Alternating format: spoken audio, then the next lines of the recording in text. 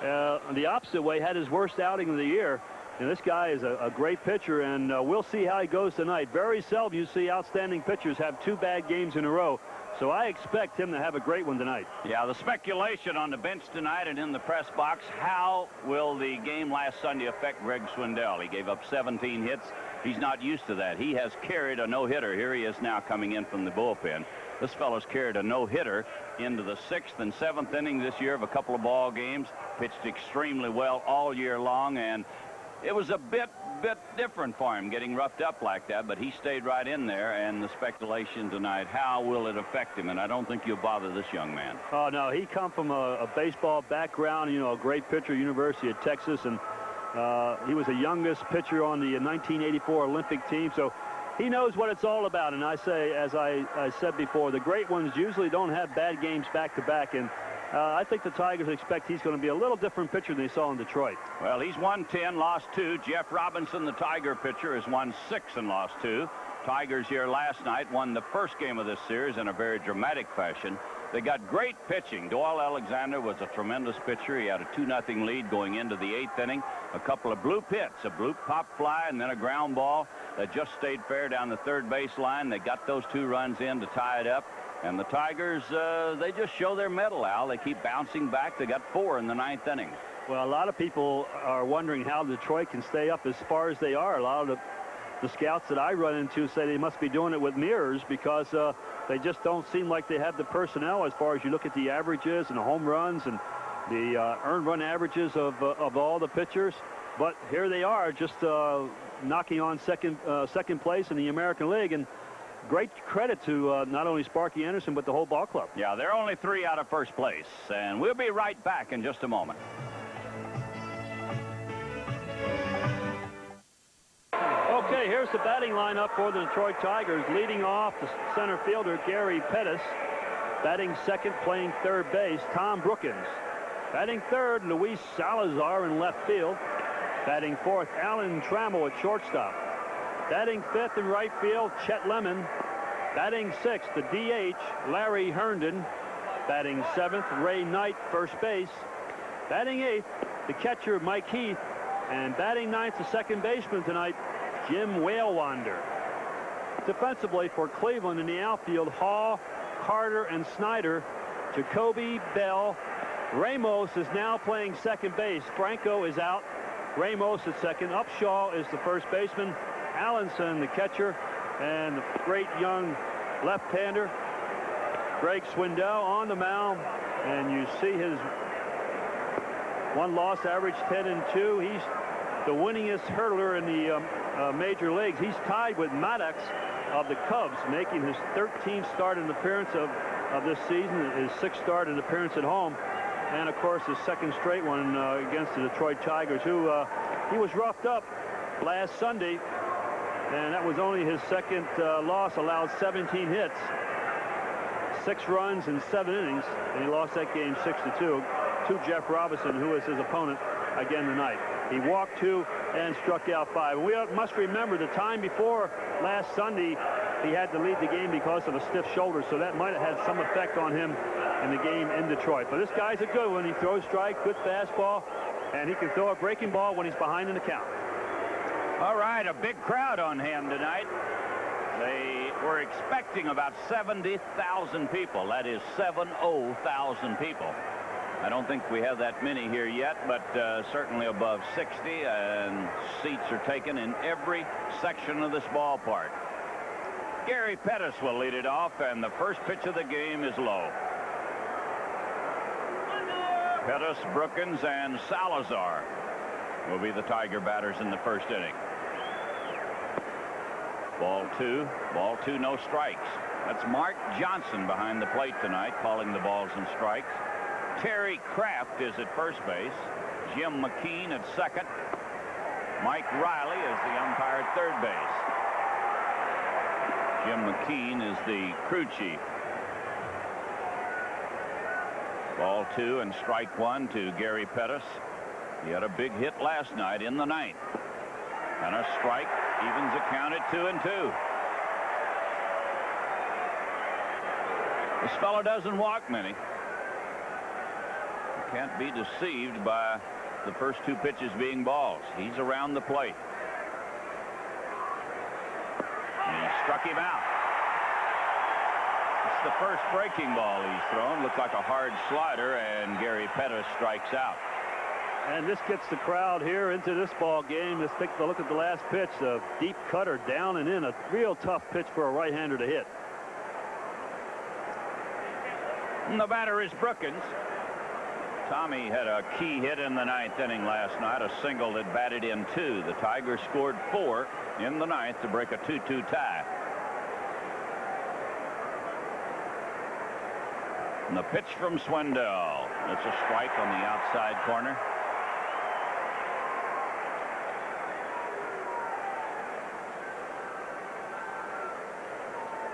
And the big left-hander gets ready. And this one's fouled away. Strike 2. Just a reminder that coming up later will be our Miller Lite Tiger home run inning. And if your postcard is selected and a Tiger hits a home run during the home run inning, you're going to win $1,500 from Miller Beer. So stay tuned. You could be a winner tonight. George, they shatter the press box window. They had a thing happen here.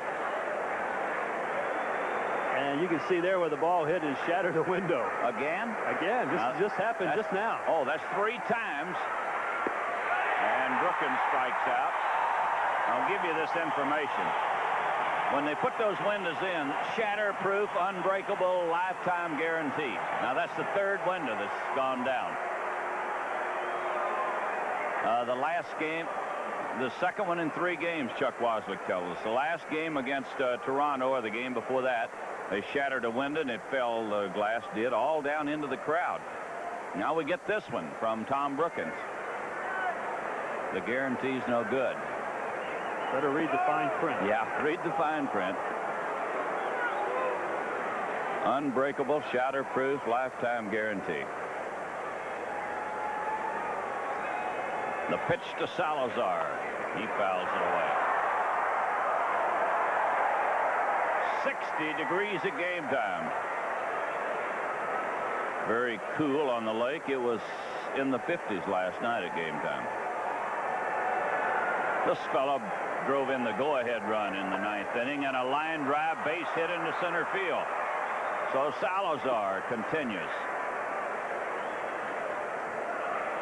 Sparky put him up there last night in the 9th with the score tied. He got a base hit to put the Tigers in front. Yes, Luis has been doing it all for the Tigers this year. He's kept up the pace from the very first game of the season. Well, he had 4 hits off Swindell in Detroit last Sunday.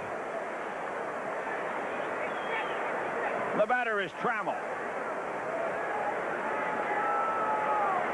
Allen batting with a runner at first, 2 outs and a pitch low.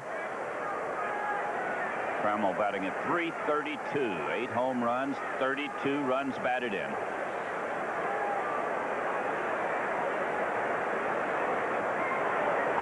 And a pop fly that should reach the seats.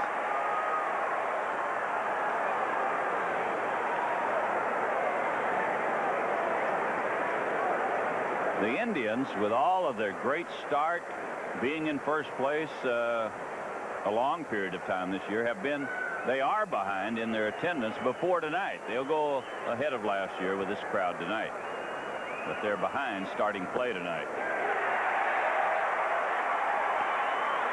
It's 1-2 to Trammell.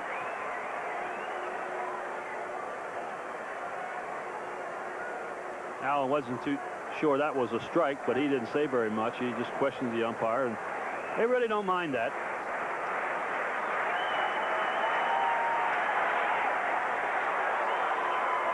I tell you, they have relaxed the balk rule quite a bit. Swindell gave a very quick motion to the plate on that last pitch.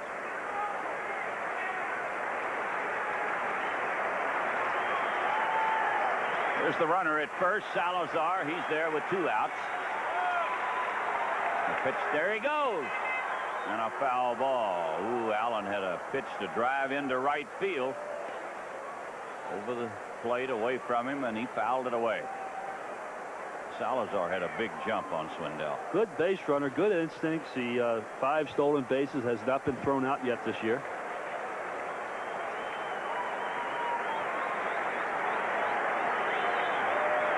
Still 1-2 as Swindell gets ready. He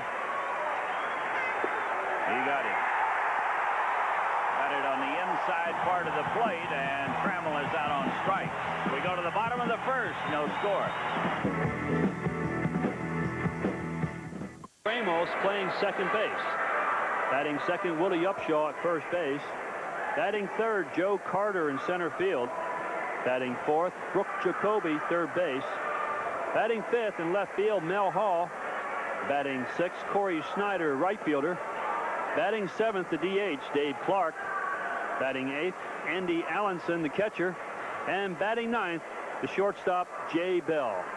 Defensively for Detroit, Salazar, Pettis, and Lemon in the outfield. Brookins, Trammell, Whalewander, Knight, Mike Heath behind the plate, and young Jeff Robinson on the mound for the Detroit Tigers. A record of 6-2, as you see there. 4.22 earned run average, making his 11th appearance and 10th start of the year, and his second consecutive against the Indians and Greg Swindell. He defeated 6-2 last Sunday in Detroit. Jeff went to root in that game for the second time this season, allowing the Indians to just 5 hits, walked 1, and struck out 10. And that was his first career victory against the Cleveland Indians. Jeff Robinson has a lifetime mark, 15-8, coming into the contest here tonight. Hard-throwing right-hander, and if he's getting an off-speed pitch over the plate consistently, he can be very tough to beat. He's a type pitcher that can't rely on just his fastball. Goes fastball, slider, and he has a split finger pitch. Okay, it'll be Ramos to lead it off. Upshaw and Joe Carter will follow. As we look at the Tiger bench, that's Sparky and Alex Grammas seated there. The left-hander Swindell struck out the side in the first inning. He gave up a single with 2 outs after striking out the first 2, and then he got Trammell on a call strike. Ramos inserted into the lineup at the last moment. Julio Franco has been bothered with a bad knee. He was in the lineup last night as the designated hitter. He had 3 hits, including a hit in the 8th inning that tied the ball game. So the Tigers wish him well. They hope he's able and healthy by Monday. Yeah, that's for sure. He hit so well against the Tigers. A 1-strike pitch to Ramos. It's high, 1 ball, 1 strike. Ramos brought up to the Cleveland Ball Club when they traded Pat Tabler to Kansas City. Bud Black coming to the Cleveland Indians. He's been around a little bit, Al. He's 30 years old. Knows how to play. Takes a strike. He had a bases-loaded hit against Toronto here on Wednesday night.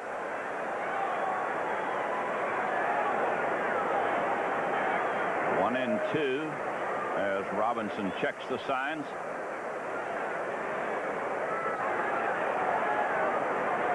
And the pitch. Look out. It'll even the count at 2-2. Got a nice letter tonight from Guy Gunder in Eaton Rapids, Michigan. Guy sent us an article about Darrell Evans. Beautiful article. He says Darrell is a great guy. He is. Absolutely. Here's a base hit in the center field. Ramos drills it into center. He's on with a base hit. The article is written by Jim Howe, a good friend of ours from Lansing, and he's a great guy too. So a great guy, Jim Howe, writing about a great fellow, Darrell Evans, and we appreciate it, sending it to us. We'll see Jim Howe on Wednesday. Al Kaline and I will be in Lansing. This is Willie Upshaw batting with a runner at first, nobody out.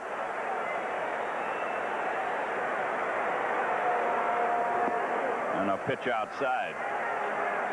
Willie had a home run off of Robinson in Detroit in the first inning. With Toronto, he had a grand slam last season against Jeff Robinson.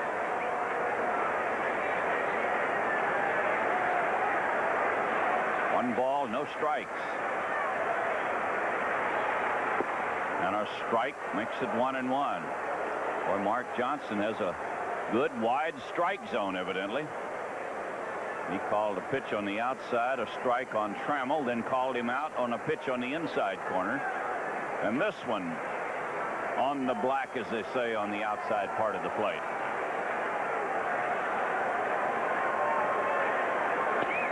Breaking ball inside. Ball 2 and strike 1.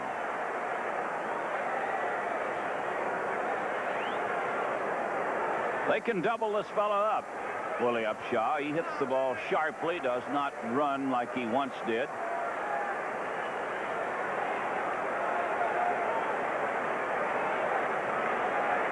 Well, the Tigers are deep on the infield, everybody back except Knight, who holds against the runner at first base.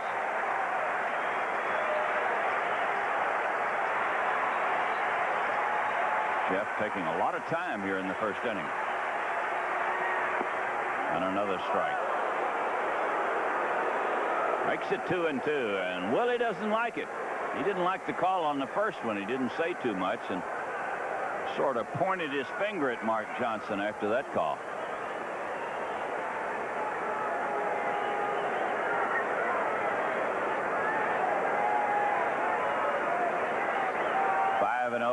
.293 earned run average in his last 6 starts. Robinson has pitched well. Ball chopped. Whale Wander will go to first. That's the only play he had. He couldn't charge it.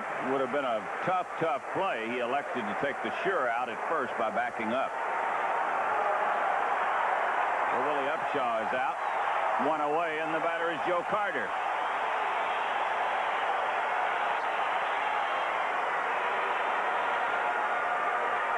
And Joe Carter, the RBI man of this ball club. 11 home runs, 40 RBIs. Outstanding athlete. Played mostly first base last year, but he is an outfielder, and they have him in center field now. He's missed a couple of ball games. He's been hurt.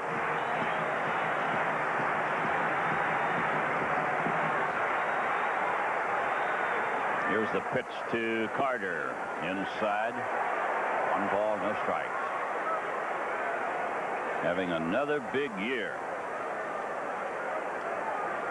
He has 100 home runs and 100 runs batted, 100 stolen bases in his career. Not many ball players have that. Good stop by Heath.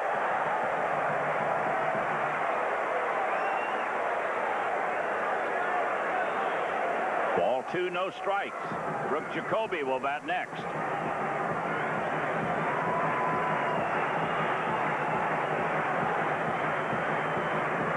Well, they're here tonight. They are expecting 70,000, and this crowd is alive. They've got something to cheer about in Cleveland this year. Ball 2, no strikes, and the pitch is low, ball 3. That's basically what was wrong with Jeff in Detroit. He was behind the hitters after the first 2 innings. Then he settled down and really started pitching a great ball game. But he's trying to be very careful with Joe Carter. He has a base open, and this fella can really hurt you. He might swing 3-0. Nope, he takes it. Ball 3, strike 1.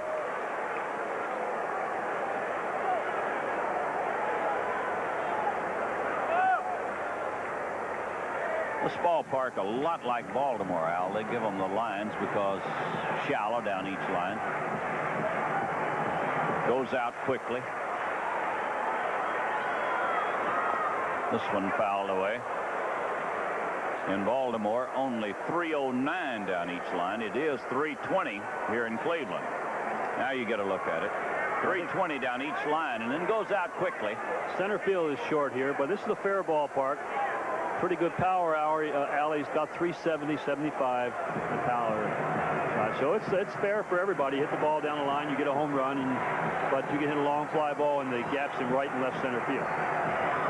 Ball 3, strike 2. Ground ball toward shortstop. Trammell on to first, and Carter is out. Well, he shattered his bat as Robinson came in tight with a good fastball. Well, that's the second bat he's broke. Ramos broke his bat on the base hit in the left center field. Carter has a long swing. He likes to get his hands extended. You see where Mike Heath was sitting up inside. They like to pitch him inside. So after falling behind 3-0 to Carter, he gets him on a bounce out. And now it's Brooke Jacoby, who also homered off of Robinson last Sunday. Hit it to right field.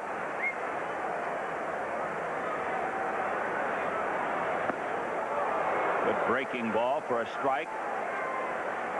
This fellow has 5 home runs, as you see, 17 runs batted in.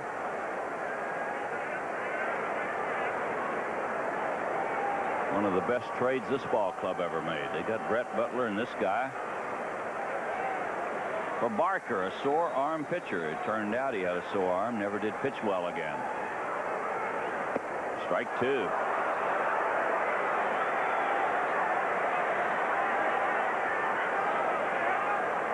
Two strikes to Jacoby. So after falling behind Carter 3-0, he's thrown nothing but strikes. 3 straight to Carter. Now 2. Here's Ramos, the runner at second. 2 strikes to Jacoby.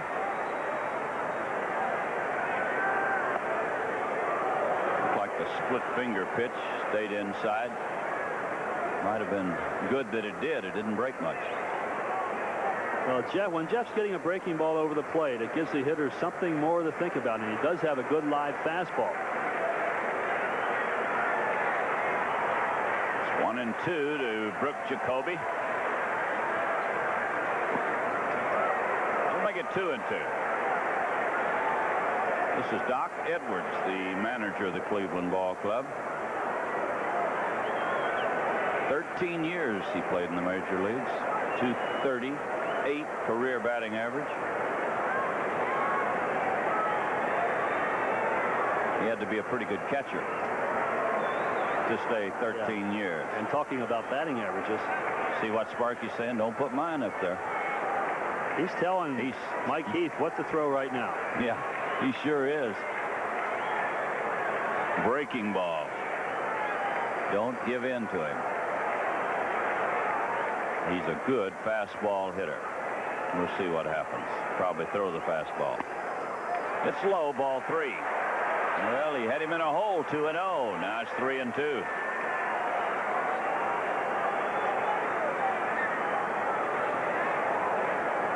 That looked like the split finger pitch. Warren Spahn said yesterday that's the same pitch that we threw when he pitched, and we called it a forkball.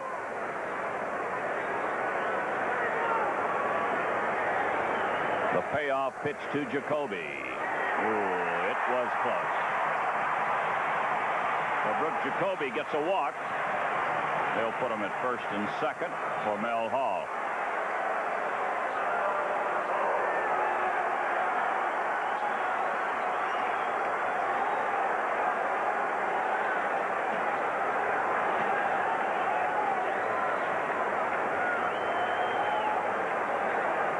Jeff Robinson trying to get him out in the first inning. He had trouble in Detroit in the first inning. After that, he was tough. Ground ball. Brookins can't make a play anywhere. He did well to come up with it. That's the third bat broken in this inning. Tommy playing off the line at third base. Playing the percentages. This ball is hit on the hand. Tommy does a good job of stopping the ball from going to the outfield. He would not have had to play any play. No, just as well he bobbled it. Had he come up throwing that ball, a lot of bad things could have happened. So the bases are loaded for Corey Snyder. And Sparky's coming to the mound.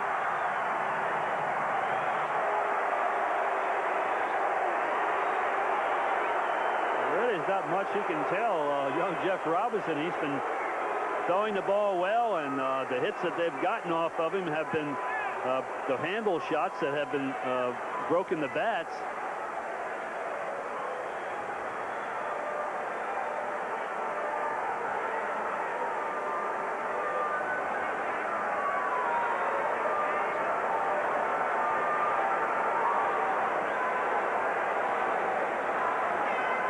Sparky had a very attentive audience, as you could see. First among the active managers with 2,853 games managed. And I would imagine if he wants to, and if his health allows him to, he'll be pretty close to the top for winningest managers before he's through, if he wants to stay around that long. Bases are loaded for Corey Snyder with 2 outs. This fellow has 13 home runs.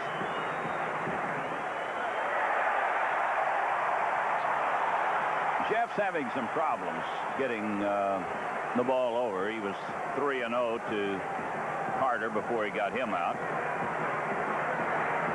He walked Jacoby on a 3-2 pitch. Now he's behind Snyder. Ball hit to Brookins. Should get him out of the inning, and it will. Corey Snyder bounces it down to Tom Brookins, and at the end of 1, it's 0-0.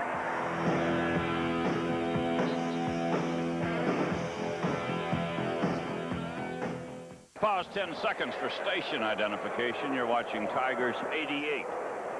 Well, tonight on the street, the police check out a lead in the shooting of an officer. So don't miss this realistic cop show. That's tonight at 12:30 on Channel 4. Well, we had a wild first inning for the Indians. Bases loaded, 2 outs, and the very dangerous Corey Snyder, and he got him on a bounce out. So the Tigers come back. Lemon, Herndon, and Knight batting against Swindell. And it was pointed out to us by Chuck Waslick that even Snyder broke his bat on the ball he hit down to Brookins. So Jeff Robinson broke 4 bats in the first inning.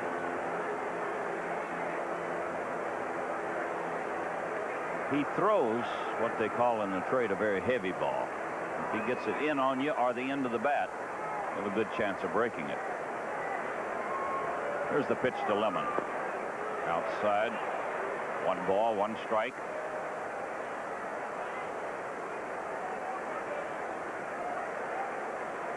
Chester has 2 home runs, 17 runs batted in. Batting at .284. On a ball 2. Swindell struck out the side in the first inning. He gave up a hit, but he had 3 strikeouts. They scored just 19 runs for him in his last 7 starts. Ball 3, strike 1.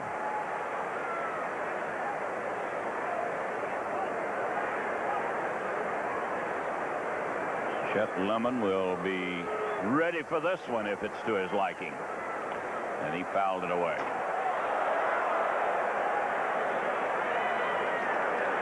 Three and 2 to the leadoff man here in the second inning. Chet Lemon off to a great start, hitting very well on the road. .319 on the road, 36 for 113. Hitting the ball to all fields this year, not trying to pull like he has in the past. He chops it to the shortstop.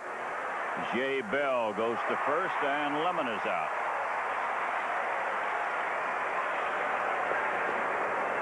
So there's 1 away in the second inning, and the batter will be Larry Herndon. They're going to have a big fireworks show here tonight after the ball game.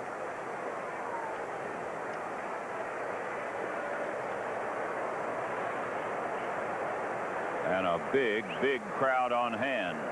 They are estimating 70,000 here tonight. Expecting that many. Pitch is low to Herndon. Hondo getting his batting average up after a very slow start. Enjoyed his finest year last year. Hit .324. Foul to the screen. Makes it 1-1. Did they take the screen down? Didn't the screen used to come all the way up? Yeah, it is gone.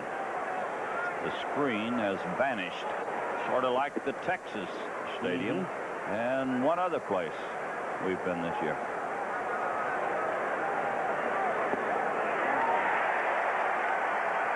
That'll make it 1-2 to Larry Herndon.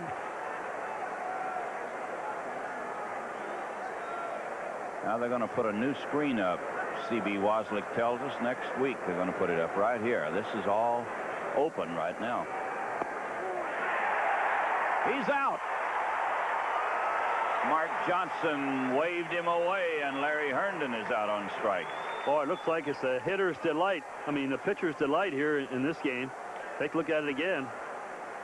A lot of hitters are complaining. That's like a pretty good pitch. That is strikeout number 4 for Swindell. If those 17 hits last Sunday are bothering him, nobody knows it yet. Ray Knight, the batter. 1 ball, no strikes.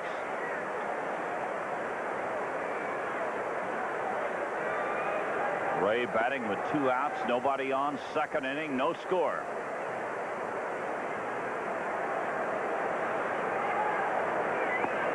Ball 2. Ball 2, no strikes. This left-hander is throwing a little harder than he was up in Detroit.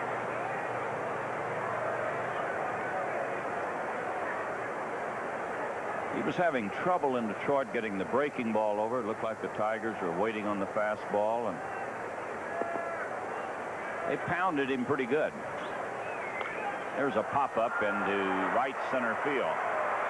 Corey Snyder calling for it. He'll make the catch. We go to the bottom of the second. It's 0-0.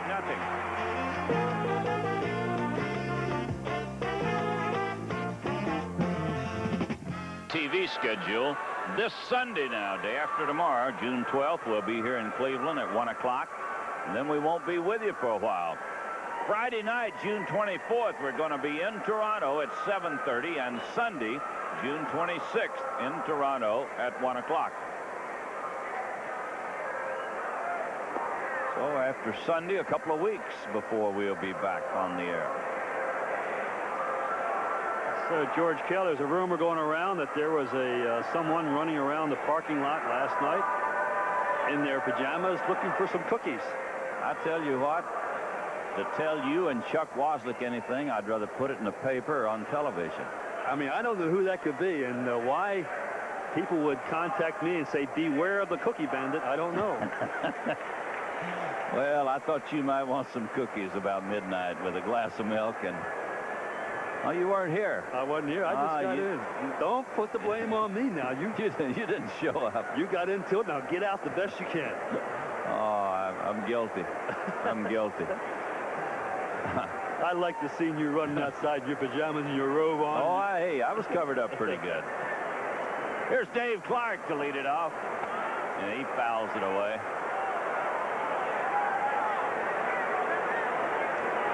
I would not recommend midnight in the parking lots in Cleveland or anywhere else.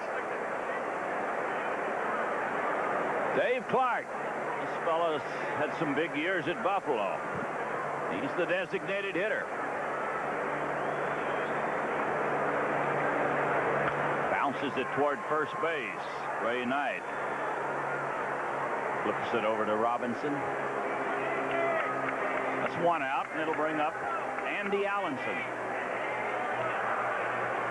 This fellow had 3 hits last night off Doyle Alexander.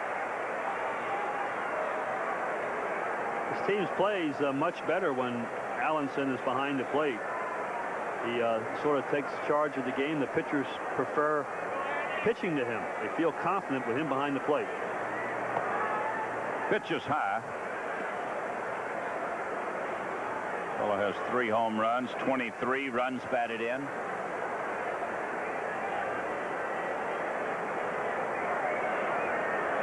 We're in the second inning, 1 out, nobody on. And he taps it foul.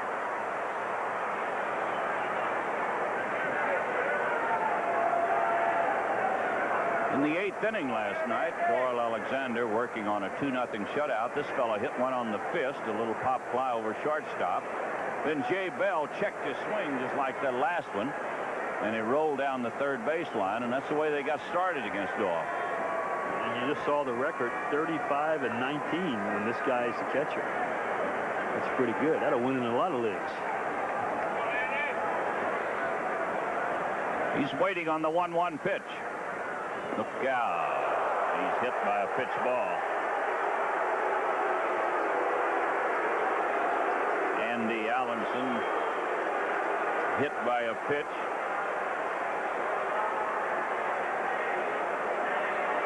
He acts like he's a little upset, but they didn't hit him on purpose.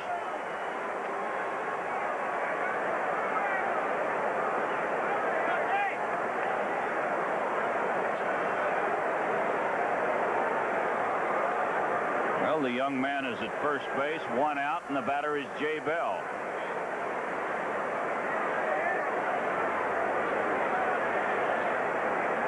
Jay Bell batting at 197. He takes a pitch low. This fella's an excellent fielding shortstop. They got him from the Minnesota Twins when they sent Bert Blyleven over there, and he hit fairly well in the minor leagues, but he's struggling up here.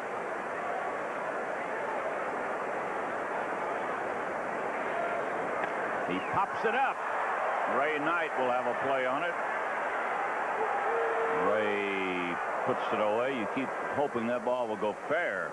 He was struggling a bit, and if it drops in fair ground, he's going to get an out somewhere. But it was about a step outside the line. Second out of the inning, and the batter will be Domingo Ramos.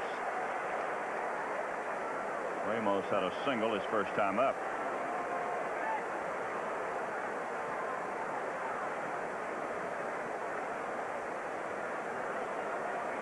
Ramos got into the lineup at the last moment as a replacement for Julio Franco. There goes the runner. Throw to second, and he's going to be out. Mike Heath made the throw down to Whale Wander, who put the tag on him. At the end of 2, it's 0-0.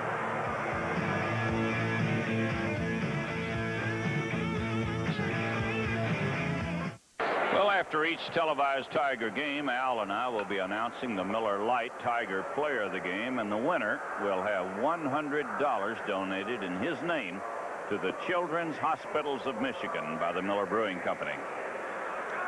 These youngsters enjoying the ball game tonight. They tell us this stadium seats nearly 75,000 people. And my in-house counter, Al Kaline, says we're going to have 70,000. I think we will have 70,000. They're still coming in. I would imagine a lot of people had to park uptown somewhere. There's not that much parking around the stadium. There is a lot, but not that much. We're panning the crowd right now, and you get a good idea of how many people are here. This is Mike Heath to lead it off. Tigers nothing, and the Indians nothing. Tigers have had only one base runner. Salazar singled in the first inning. And it's 1 strike to Mike Heath. And the pitch from Swindell. Look out into the crowd.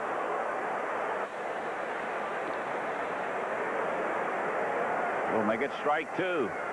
Some fellow got a hand on it, and nobody gets hit.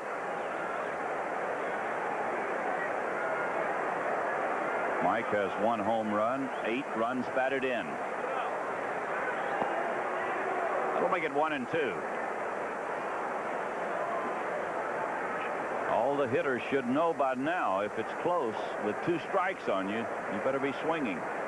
Mark Johnson has a very wide strike zone. Here's a drive hit deep toward right field. It's going to be caught on the warning track. Corey Snyder racing deep into the corner in right field to get it.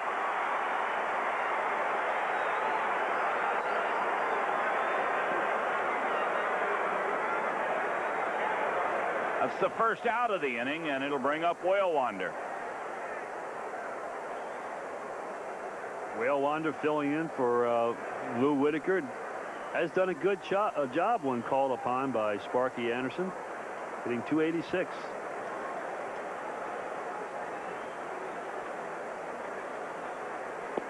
And a strike on the inside part of the plate.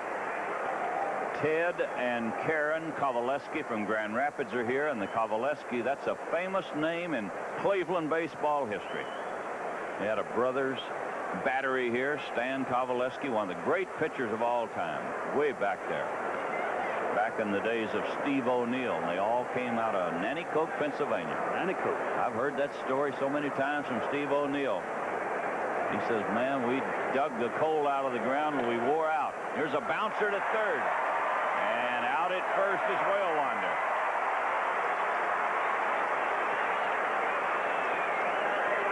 Stan Kovaleski, one of the all-time great pitchers in the American League. Steve O'Neill played for the Indians, managed the Tigers when I played there. Fine catcher.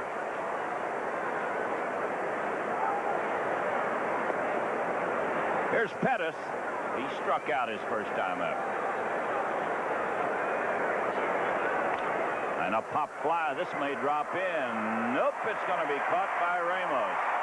And slips back into the outfield grass. We go to the bottom of the third. It's 0-0.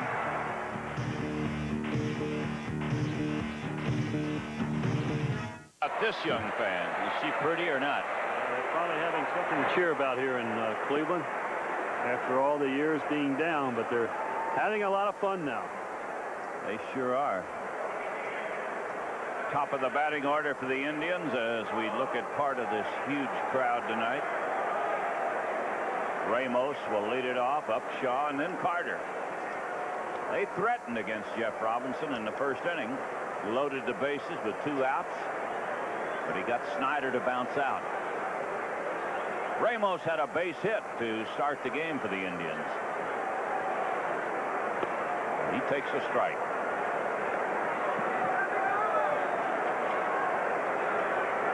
Tommy Brookins plays in shallow at third, and Knight's in a step or 2 at first base. Breaking ball hangs inside. 1 ball, 1 strike. He's batted in 3 runs in his brief stay in the major leagues. Hits it to Trammell. Allen flips it to first, and they get him by a couple of steps. Ball took a funny hop. Allen thought it was going to bounce big to him at the last and seemed to flatten out. But nothing bothers this young man. We'll bring up Willie Upshaw, who bounced out his first time up.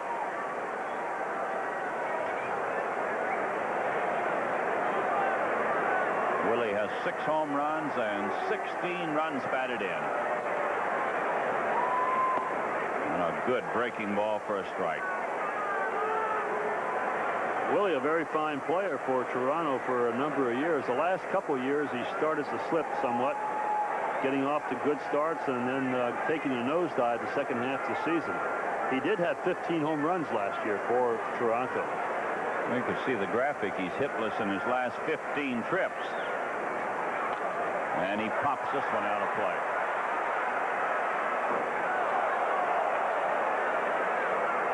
Of course, the Tigers, even with all their fine pitching, have been getting some guys well this week. Ripken had a big series. Murray had a big series in Baltimore.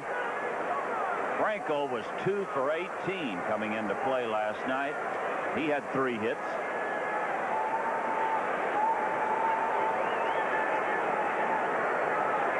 And it's strike 2 to Willie Upshaw. He got him in the outside corner, and Willie Upshaw's out on strikes. It's the first strikeout for Jeff Robinson. We'll look at that pitch again.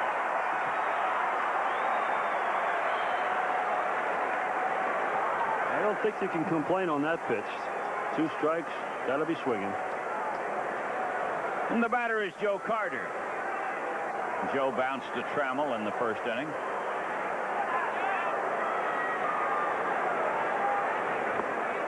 Threw it right by him, 1 strike. Pittsburgh 5, the Phillies 4 in the 4th inning. How about this? Stealing percentage of 88%. That's 3rd in the American League. Vince Coleman was quoted in the USA Today report the other day that he says, when I get ready to go and go on my own, I'm 99% sure I'm going to make it. Now, that's pretty good. And he should have to go on his own all the time then. Well, I didn't understand his statement real well, as if sometimes he had to run or something. And he didn't want to. Didn't want to. When he made up his mind and he wanted to go, and this was it, 99% sure he's going to make it. Had the pitcher read just right. He struck him out. Joe Carter swinging at a pitch in the dirt, and he strikes out. At the end of 3, still 0-0.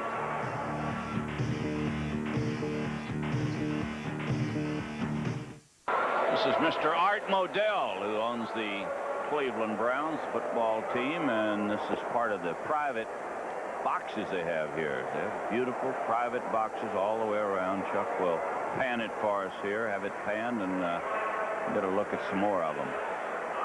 Just a beautiful place to watch a ball game on a pleasant summer evening, a little bit on the cool side. 60 degrees at game time.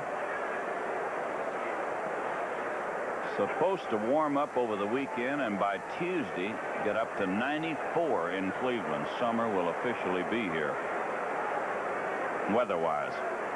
Tommy Brookins will lead it off, and he sends a fly ball to right. Easy play for Corey Snyder. This game has belonged to the pitchers. There's only been 2 hits by the Indians. They both came in the first inning, and 1 hit by the Tigers. It came in the first inning.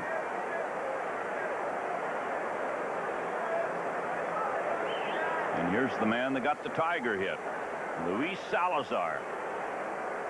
He also has 5 RBIs against Cleveland.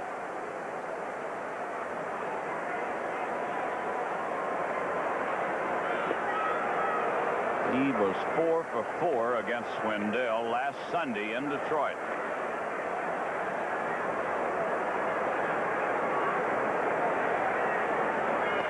And a drive hit deep into left center field. On the run is Carter. He's going to catch it. Joe Carter just ran it down in deep left center field. Well, Luis gives us a long ride, but this big fellow in center field, great speed, just outruns the ball.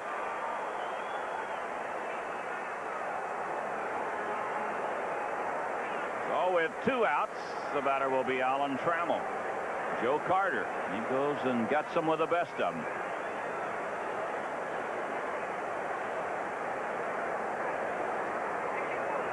They had him at first base most of last year because Brett Butler played center field. Butler became a free agent, signed with the Giants, and Carter went back to his natural position.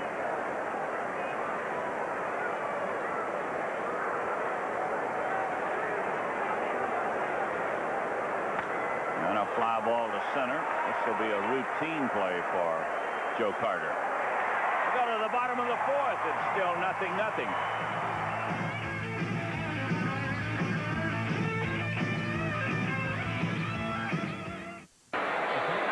Come the Indians in the 4th inning. They'll be sending up Brooke Jacoby, Mel Hall, and Corey Snyder against Jeff Robinson. It's a 0-0 ball game.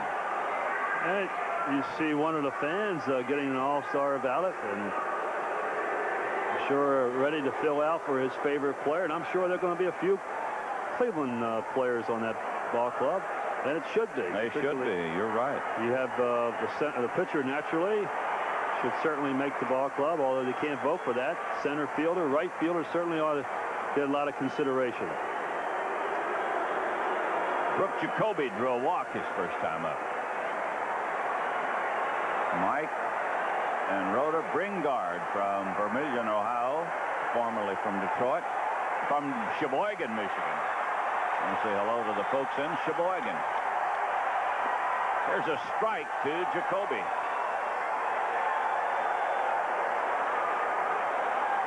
As Al told you earlier, he got one of the 2 home runs off Robinson in Detroit last Sunday. And he pulls this one foul. He has developed into a fine third baseman. His name was mentioned a lot last year and the year before, a possible trade, because he was a good hitter, but he didn't feel his position very well at third base. But he has improved, worked very hard, and everybody knows he's a fine offensive player. 32 home runs last year. He has 5 this year. There's one down in the corner in right field. This ball is foul. Ooh. Chet made a good effort for it, but he did. He was going full blast, knowing that the wall was coming up pretty quick. How in the world did you guys ever play before they padded the walls? I'll tell you. Well, you played very carefully. It's inhumane, really, to ask outfielders to charge into the wall like Lemon did on that play. Yes, sir. The Players Association demanded that all walls now have padding. Before, none of the walls were padded unless it just happened to be a wire fence around the outfield. Strike 2 to Brooke Jacoby. He'll make it 1-2. He had 2 quick strikes on Jacoby in the first inning. Then he walked him. Eric King throwing. We know no reason other than he's getting up for some exercise. Hasn't pitched in a while. And another foul ball.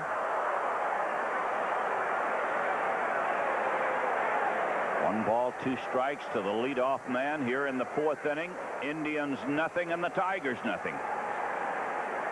Before about 70,000 people.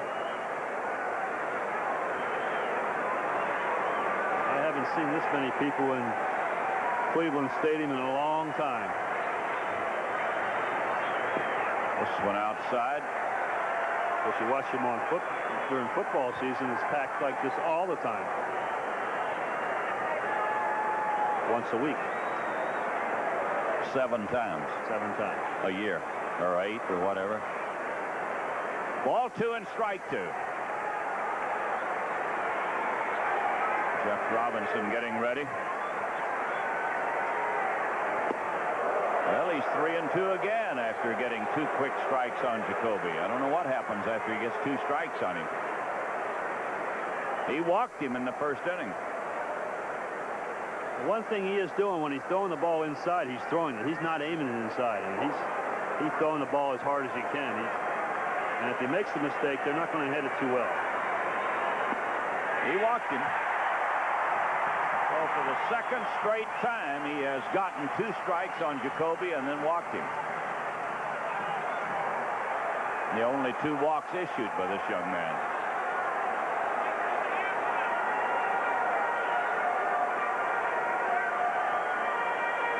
Billy Muffet says, I don't understand it either. It'll bring up Mel Hall, who had a single, an infield single his first time up.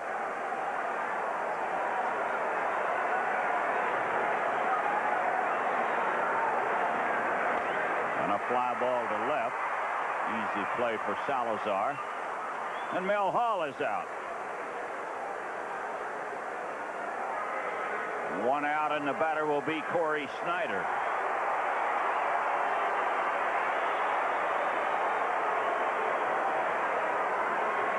Corey Snyder was the batter in the first inning with the bases loaded. 2 outs.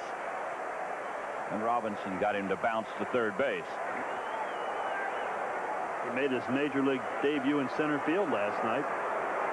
Corey had played a lot of right field last year, shortstop, third base.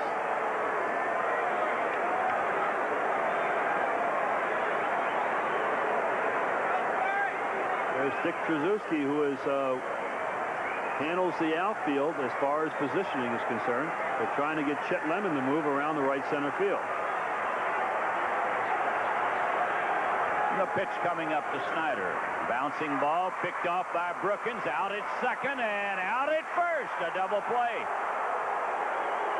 Good play by Brookins and a good throw by Walewander. At the end of 4, it's 0-0.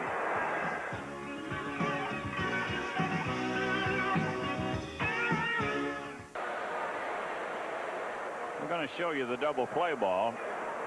Snyder Rips it to the left of Tommy. And Whalewander does a great job of turning this double play. Jacoby coming down hard on him.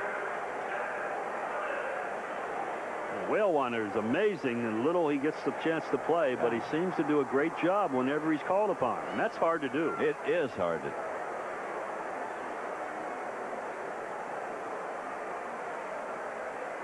This is the Tiger trainer, P.O. it was just a moment ago, and he was looking at the shoulder of Jeff Robinson and talking to him, and we'll see what happens here. Looks like he is leaving the bench at the moment. Chet Lemon is the batter, leading off in the 5th inning for the Tigers.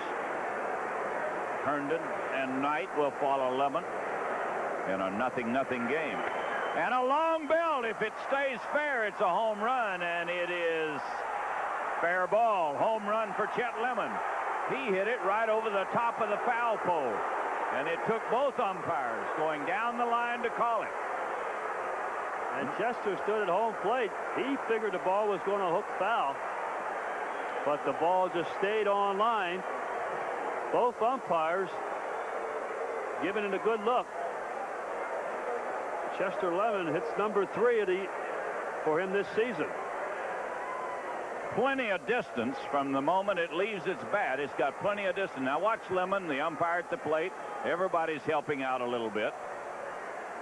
Chester says, yep, it's a home run, that's all. 1-0, the Tigers lead it here in the 5th inning.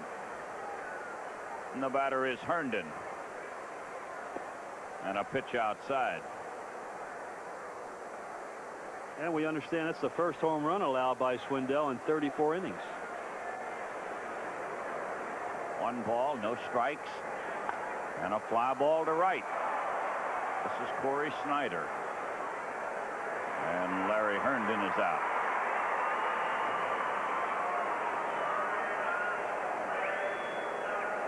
So with 1 out, Ray Knight will be the batter. Ray flied to right field his first time up.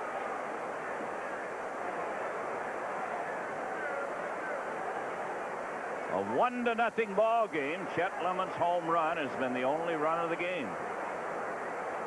Tigers have had only 2 hits. A single by Salazar in the 1st inning. Lemon's home run leading off here in the 5th. And the pitch is low to Ray Knight.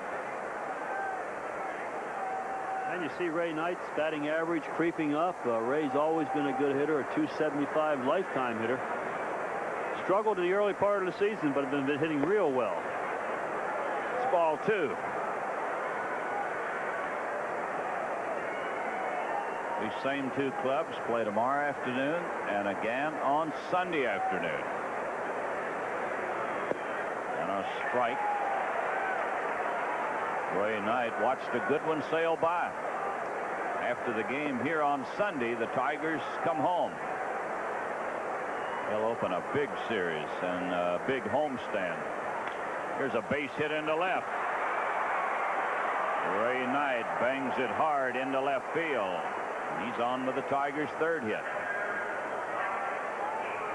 After the game here on Sunday, the Tigers open at home Monday night, the 13th, against Baltimore. They'll have 3 night games next week against Baltimore. Then on Thursday night, Toronto comes in to start a big weekend of baseball. Thursday, Friday, Saturday, and Sunday. 2 night games, Thursday and Friday. Afternoon games on Saturday and Sunday. And then the Yankees come in. 3 night games starting on the 20th. And a base hit on the hit and run. Knight heads for 3rd. He may score. They're going to wave him in. And safe. And now Knight goes back to 2nd. Oh, he would have scored easily. They were waving him in, and for some reason, Ray Knight stopped. Yeah, he was waving in all the way, but Ray, maybe having a little trouble rounding 3rd base, decides to stop. The hit and run's on. Mike Heath, who is a much better hitter, you see Ray running the way you're supposed to, watching the ball all the way, just out of the reach of the 2nd baseman, Ramos. The ball goes into right center field. Corey Snyder, good job cutting it off. Throws to 2nd base. Close play at 2nd. And Ray Knight, boy, great camera shots. Getting Ray. Look at, you can see Alex Graham is I think one of the umpires are hurt. He was waving Ray Knight around, and as soon as he touched third base, he stopped him. So it's not Ray Knight's fault. Ramis would rather be sure than sorry, so he holds him up. I was watching the play at second. He had been waving him in. I think that's great camera work by. Well, we don't know what's happened at third. All the umpires congregating down there. Oh, we're waiting for Mike Heath. He had left second base to go to the dugout. Now Mike's coming back. Mike grabbed the back of his leg like he might have pulled a leg muscle. But you never know with old Spike. You can see there grabbing the back of his leg. He did that as soon as he got up at second base. Take a look at the play at second and watch it when what happens when he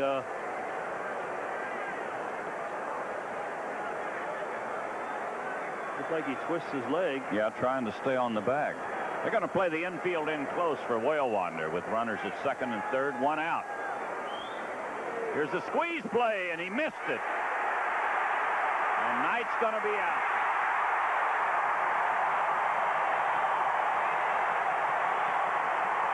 Whalewander just threw his bat away after he missed the pitch.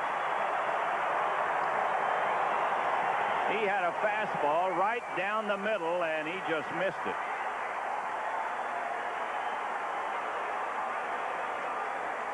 Well, it's a messed up play all the way. Mike Heath has no place to go. He's got to be on third base. He's got to be running if he knows the sign, and it's going to be a squeeze. Once he sees Ray Knight leaving, he's got to go to third base. So now they are in trouble. Looked like it might have possibly be a big inning, but now man on second base and one out. Two outs. And the pitch to Whalewander. Ground ball hit towards second. That'll get them out of the inning. Tigers get a run on the home run by Lemon, and they lead it 1-0.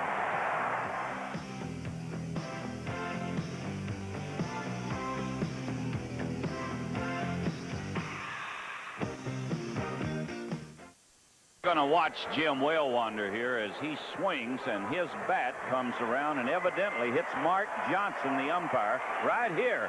And right there. And Mark is, well, they have him on his feet right now. He's been down the whole inning. They have him on his feet at the moment. This is a replay.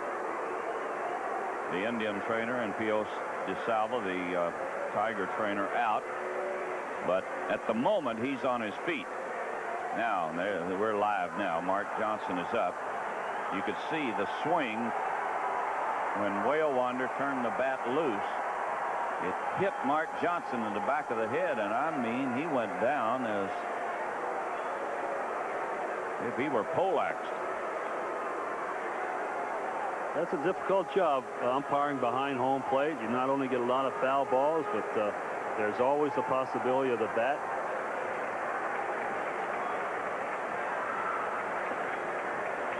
And it looks like he's going to rough it out, looks like. Yeah, they're trying to get him to let someone else go behind the plate, I think, but he says, no, I'm going to tough it out.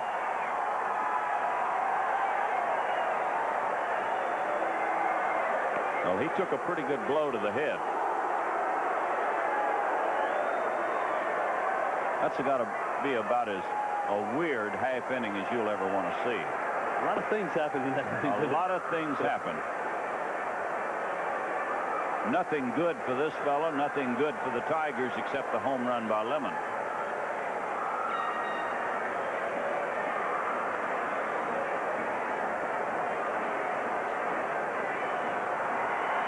Mike Raleigh talking to him to make sure that everything's on go.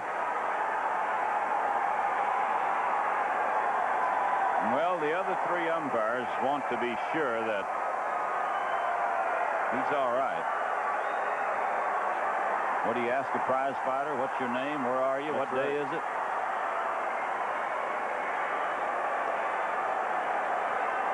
The first hitter he calls out this inning, he'll liable turn around and ask him, are you sure you're all right? It's a tough life, I tell you. We were talking before the game today about umpires getting 2 weeks vacation, time off. This has just happened in the last few years.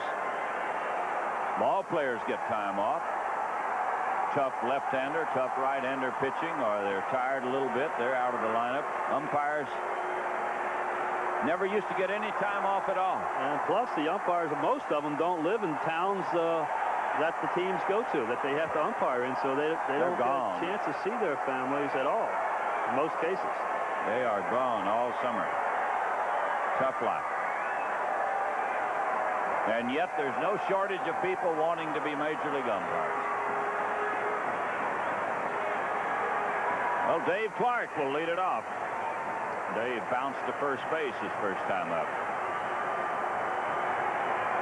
Bottom of the fifth, Tigers lead it 1-0. And a pitch low to Clark.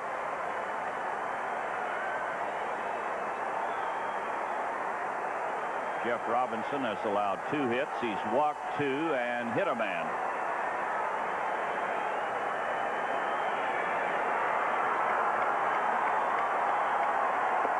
And a pitch inside, ball 2. Ball 2, no strikes to Dave Clark. He has a lot of power, 30 home runs last year in Buffalo. Looks like he hits the ball well to the opposite field. Here's the 2-0 pitch. Foul back into the upper deck.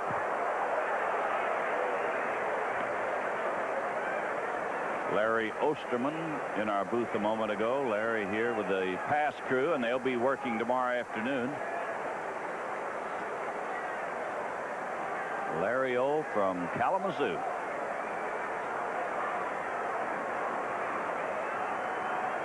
Ball 2 and strike 1 to Dave Clark. And another foul ball.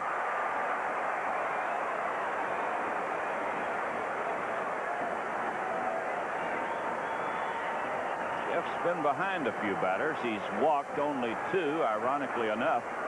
The 2 batters he walked, both of them Brooke Jacoby, but he was ahead with a strike 2 count on Jacoby both times.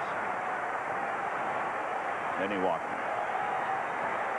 And the 2-2 pitch to Dave Clark. He struck him out. He might have swung at a bad pitch. 3 strikeouts tonight for Jeff Robinson.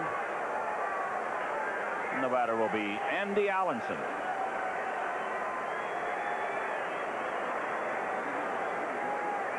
They've been pitching Clark inside. This time he goes away. He gets a little anxious. He looks like he likes that pitch out there, and he sees it, and he wants to swing at it. A little out of the strike zone.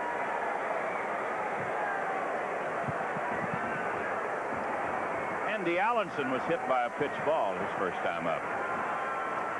Batting at .267. And he takes a strike. Well, the Tigers got a run on a home run by Lemon, the top of this inning, with 1 out. Knight single, Heath doubled. And then the roof fell in. Whale Wander missed the ball on the suicide squeeze for the 2nd out as Knight was tagged out for the 2nd out. Then he bounced out to end the inning. See something you usually don't see, the third baseman playing in close on a catcher. Allison's a very good bunter, probably the best bunter, him and Joe Clark, on the ball club for beating out for a base hit. Yeah, he runs very well for a catcher. He just runs very well. It's 1-2 to the big guy. Reminds you a lot of Jim Hegan, who caught here many years ago. In all of his mannerisms. Jim Hegan was an outstanding catcher, thrower, pretty good hitter, but his strong suit was receiving. It's a foul ball. Still 1-2. Tigers are 3 games out of first place, 2 games behind the Indians, 2 games out of second place as play started tonight.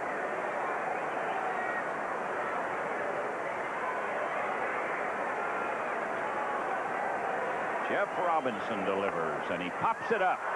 Ray Knight will handle this one at first base. And Andy Allenson is out. So there's 2 outs in the 5th inning. That'll bring up Jay Bell. Jay Bell is 0 for 1. He fouled out his first time up.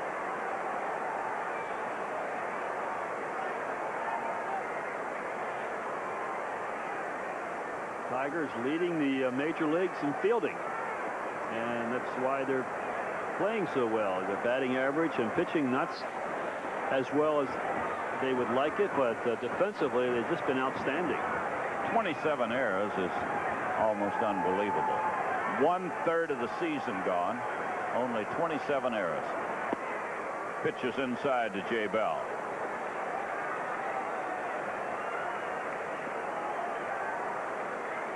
I think Julio Franco made that many 1 year here in Cleveland at shortstop before he settled down.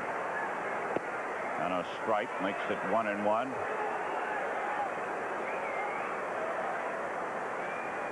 Jay Bell batting with 2 outs, nobody on. Tigers lead it 1-0.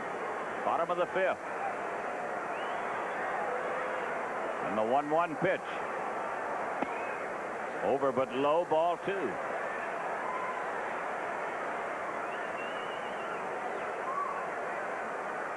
It's going to be a traffic jam to end all traffic jams when the fireworks are over tonight. Getting 70,000 people off the lakefront. Here's one hit hard right at Trammell. So a 1-2-3 inning for Jeff Robinson, and at the end of 5, the Tigers lead it 1-0.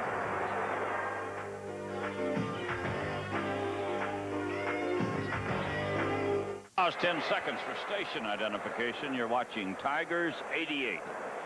Well, stay tuned to Channel 4 for the latest news, sports, and weather. It's coming your way tonight at 11 on the News 4 Night Beat. And just a reminder that coming up later will be our Miller Lite Tiger home run inning. And if your postcard is selected and a Tiger hits a home run during this home run inning, you're going to win $1,500 tonight from Miller Beer. Gary Pettis will lead it off in the 6th inning, followed by Brookins and then Salazar. Gary's 0 for 2. He struck out in the 1st inning, popped it up in the 3rd inning.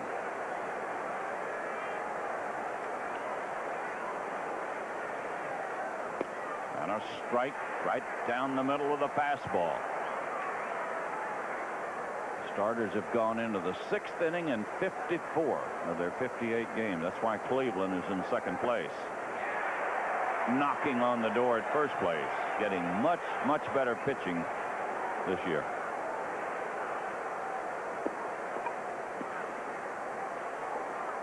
Strike 2 to Pettis. They back up at 1st and 3rd with 2 strikes on him. And he's out. He watches a fastball sail by, and Gary Pettis is out on strikes. Well, they're hitting that inside corner on the Tigers, and most of them are standing up there and taking it with 2 strikes. This fella has excellent stuff, great control. Tommy Brookins has struck out, flied to right. 2 home runs, 19 runs batted in. A strike on the outside corner.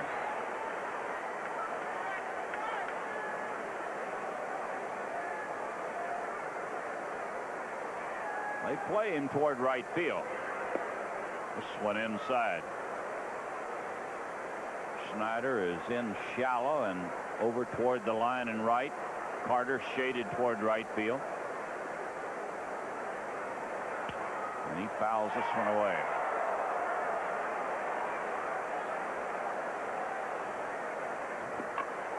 The ERA has dropped from 5 to 3. I think they're 3rd in the American League in pitching, which is very good. Tommy Brookins strikes out. That is 6 strikeouts for Swindell. He got 3 of them in the 1st inning. There's that hard cutter, the hard slider down and into a right-handed batter. Number 6. Well, the batter is Salazar. He hasn't fooled Luis tonight. He had a base hit in the 1st inning, and he drove it deep into left center in the 4th inning. Carter made a good running catch. And a strike at the knees.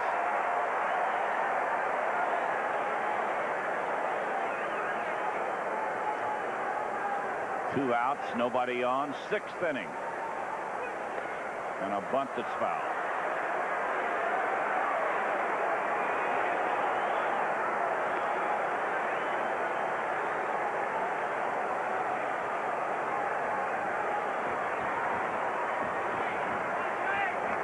So Luis is up there with 2 strikes on him. He's just got to fight off a good pitch. And he fouls it to the screen. Well, that's the way you hit with 2 strikes on you. Don't take anything close. Hammer away at it. And Luis fouled this one back. Yeah, you can't look for location when you have 2 strikes. You just have to look for the ball and swing at it.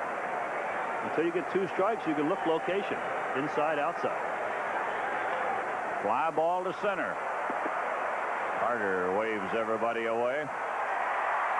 We go to the bottom of the 6th. It's 1-0 Detroit.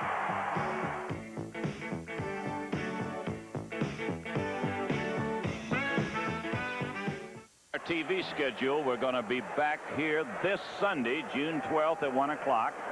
Then in Toronto, Friday night, June 24th. That's 2 weeks from tonight at 7:30.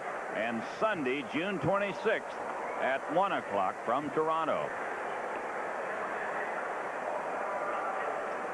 We've got a dandy here in Cleveland tonight before 70,000 people, they tell us. 1-0. The Tigers lead it. A home run by Chet Lemon has been the only score. Indians had the bases loaded in the first inning with 2 outs, and they failed to score.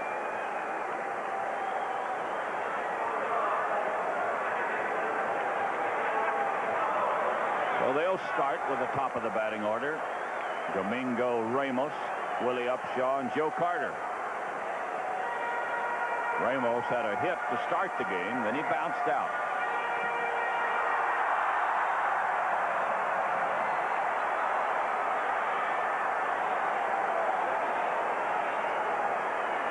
And the pitch to Ramos. It's a ball.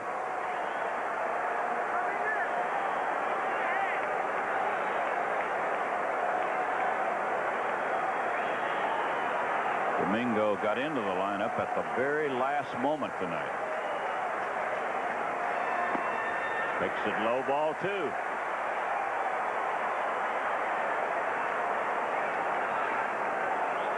Ball 2, no strikes to the leadoff man.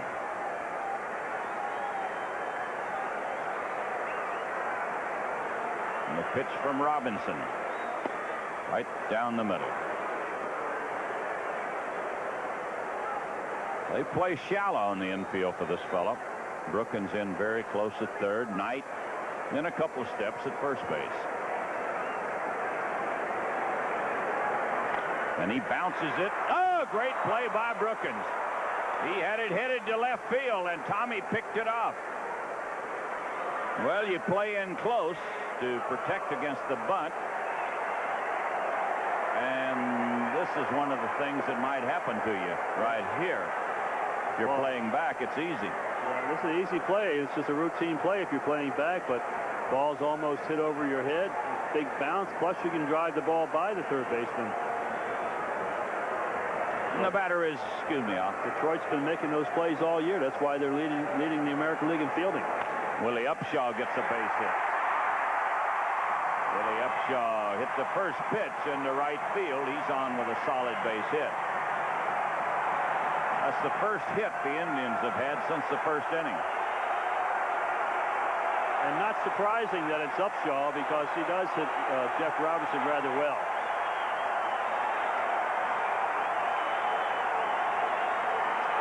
So a 1-out single, and the batter is Joe Carter. He has bounced out and struck out.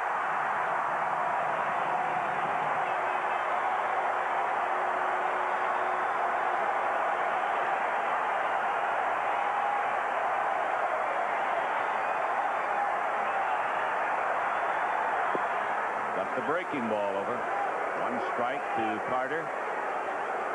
Robinson went to 3-0 on Joe in the first inning. Then he got him on a bounce out. Here's the runner, Willie Upshaw. Now he'll run. Doesn't have great speed, but he will run. Here's a tap. He'll go to second, and there's nobody there. Oh, Mike Heath made a great throw to second, and nobody there. Yeah, Trammell just goes to sleep on this one. Very seldom you see Alan Trammell not in the ball game. This ball bounced. You can see there, Mike just charges out just in fair territory, and he just throws the ball for the bag and right over top. And we're very lucky. The Tigers are very lucky that Willie Upshaw didn't know what happened. Watch Willie Upshaw. He goes to second, and he's hunting the ball now. He didn't see it go to center field, and he stays at second base. Well, Mike Heath played it exactly like you're supposed to. He came up throwing. He just knew for certain that Trammell was going to be there and maybe turn a double play.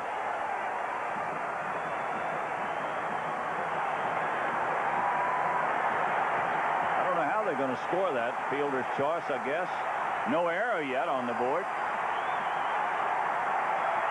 Brooke Jacoby, the batter, with 2 on and 1 out. And the pitch is high. They scored a fielder's choice. No error.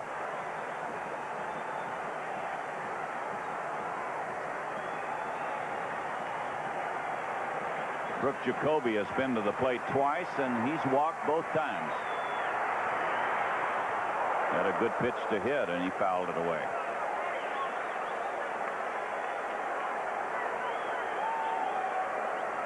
Had Willie Upshaw known what happened, I don't know why he didn't. The play was right in front of him, but he was looking back to first base as if to say, what happened? Where's the ball? Well, I think he saw Alan Trammell wasn't close to second. He thought maybe it might have been called foul ball. The throw went all the way to Pettis in center field.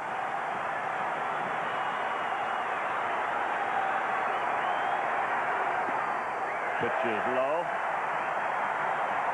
Ball 2 and strike 1. Well, he doesn't want to walk him this time. That would load the bases with 1 out. Sparky Anderson looking on. Now Billy Muffet. And they're going to get on the phone to the bullpen, I think. Ball 2, strike 1 to Jacoby. Ball 3.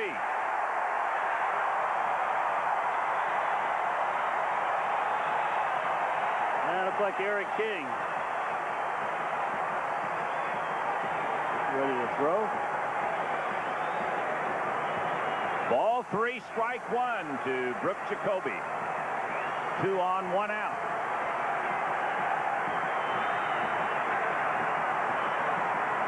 He'll jump on this one if he likes it. And a strike. Makes it 3 and 2. And they may be running.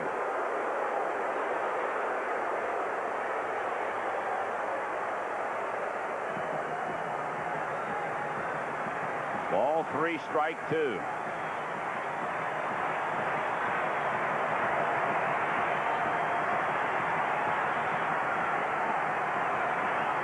Willie Upshaw, the runner at second. Joe Carter at first. 1 out.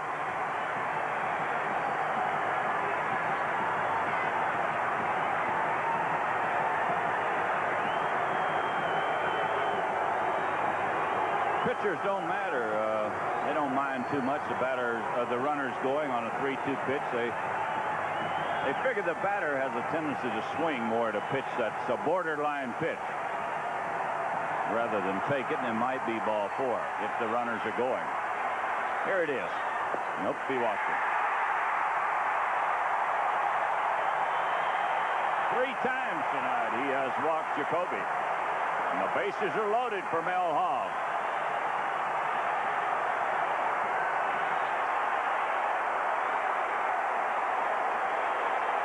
Well, here comes Sparky.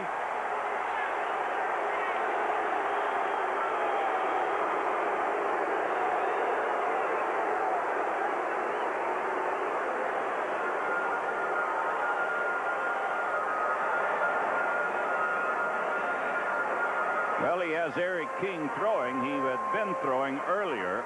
Now this inning he has not been throwing all that much. He started throwing when Jacoby came to the plate. He's going to leave him in there.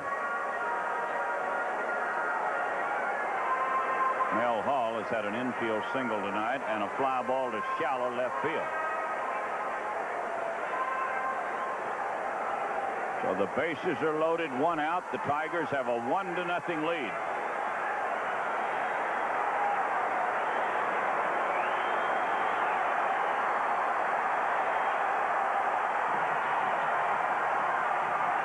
And this big crowd is really getting with it right now.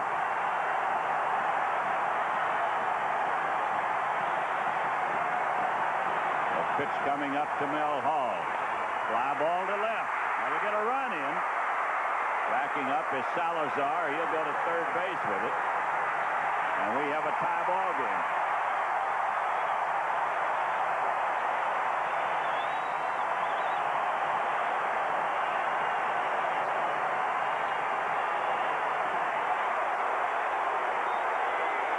Well, Mel Hall does his job, hitting the ball up in the air to the left field. Tie this ball game up. Now Jeff Robinson has to get out one of the hotter hitters in the American League, Corey Snyder.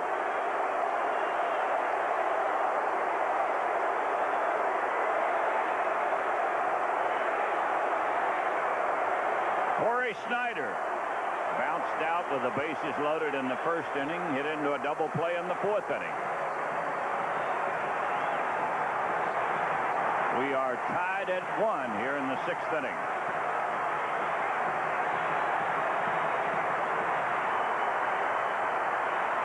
And the pitch to Snyder. It's a ball.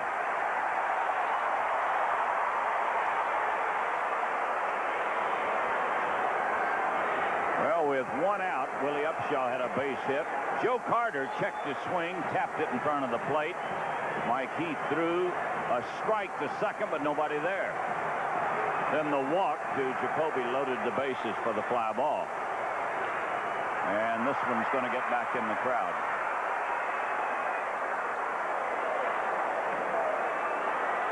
One ball, 1 strike to Corey Snyder.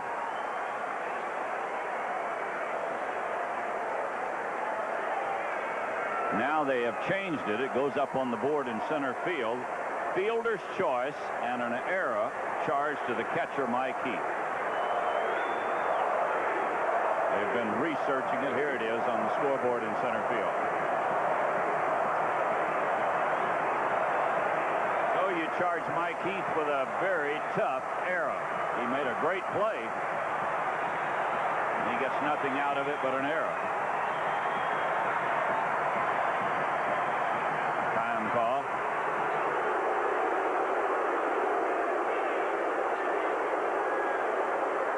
I don't know what this is all about.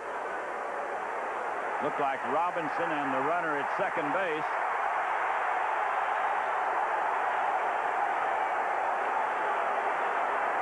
We're into it about something. Joe Carter is the runner out there, and Robinson just started walking towards second. I don't know what happened. All the Indians came out of the dugout. Nobody but Sparky came out of the Tiger dugout.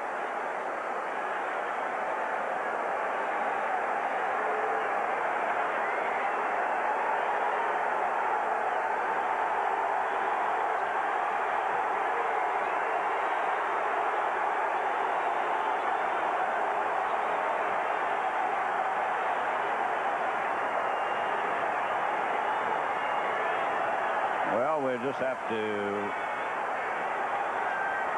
wonder what happened. We'll see what happens right here. Here's where it all starts, and looked like Carter says something to Robinson, and so he just started strolling towards second base. Well, we're ready to go. Here's the pitch to Snyder, and I don't know what that was. A swing like you've never seen Corey Snyder have before. That was a split finger pitch. Corey made up his mind he was going to swing at it no matter what, and well inside. He actually looked like he might have hurt himself. He's favoring his knee right now. Makes it 1-2 to Corey Snyder.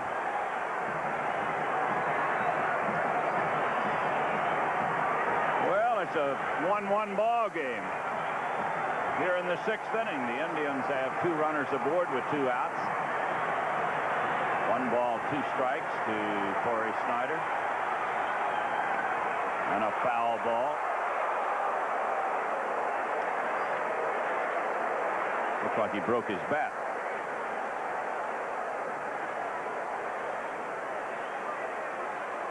The fella got him a souvenir baseball, and he loves it. Jeff Robinson doesn't say much of anything. He's one of the quieter guys around. I don't know what happened. Looked like Joe Carter did say something to him. Hollered at him, and Jeff didn't charge him or anything. He just took a casual stroll towards second base.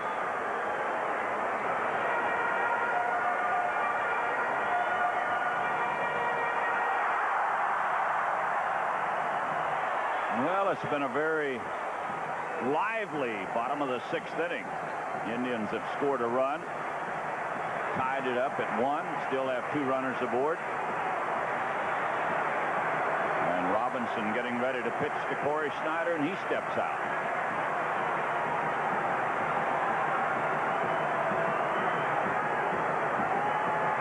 One and 2 to the young man.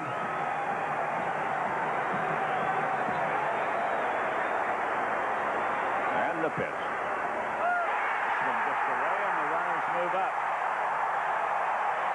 That was a split finger pitch that hit well in front of the plate, and Heath did a good job to block it as much as he did. Here's the pitch. You can see well in front, and you see Mike getting his body in front of the ball, and exactly what you have to do. And it looked like Joe Carter did exactly what he wanted to do with Jeff Robinson, get him upset a little bit. Ball 2 and strike 2.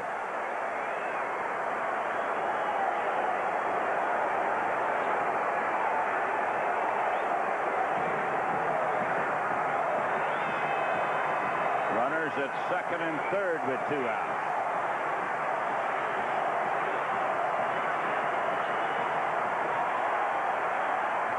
And a drive into left. It's caught by Salazar. Salazar picked it off his shoe tops, and we didn't get a call for a long time, and we're going to get an argument on that. Oh, there's going to be a big argument.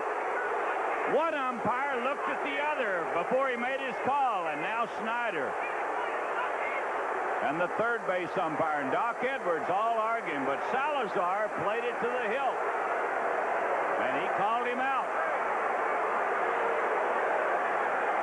Yeah, this is a second base umpire's play, because the third base umpire has to go back to third base. Well, let's see here what we can see. Ooh, I don't know. We're going to have to get a little closer than that. Yeah, we're going to have to get a little closer than that, but the call is out, and the inning is over, and at the end of 6, we have a 1-1 ball game.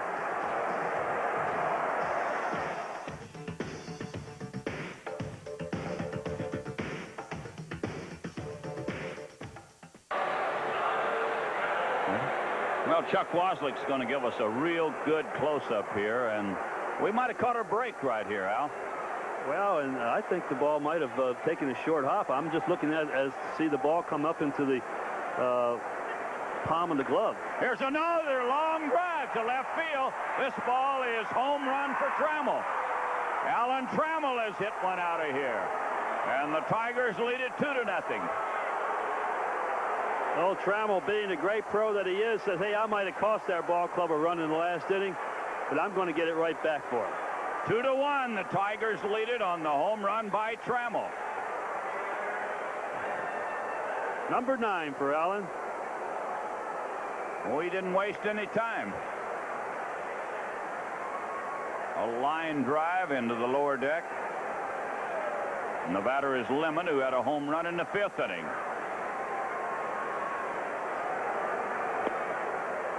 Both Tiger runs coming on home runs. The Indian run came on a fly ball by Mel Hall. And a pitch outside. Ball 2, no strikes.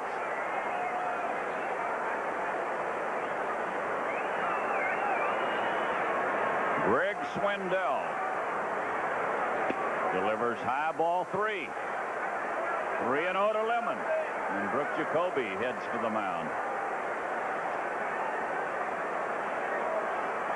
Chester had some good swings at Swindell in the 2nd inning when he bounced out, and then he drilled a home run in the 5th inning. Swindell trying to keep the ball away from him here in the 7th. And a strike.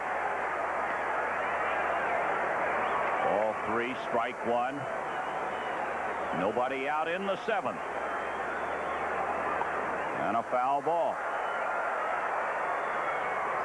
Swindell throws strikes when he wants to. He hasn't walked anybody tonight.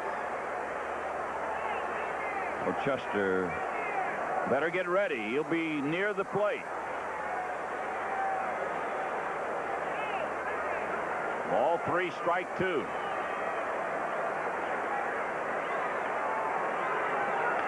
And a fly ball to left. Well, Hall will pick it off near the warning track. So Lemon is out. First out in the 7th inning, and the batter will be Larry Herndon.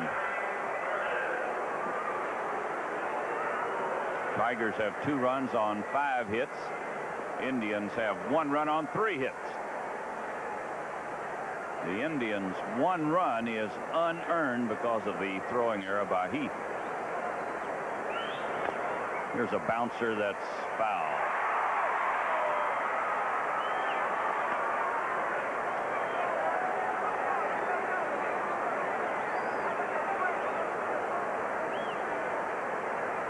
Well, the Baltimore club has a 5-2 lead over the Yankees in the 6th inning in New York.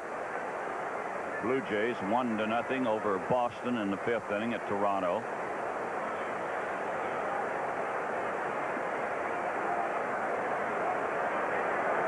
And the 1-strike pitch to Herndon. And a base hit into center. Larry Herndon rifles this one into center field. It's going to start some action in the Cleveland bullpen.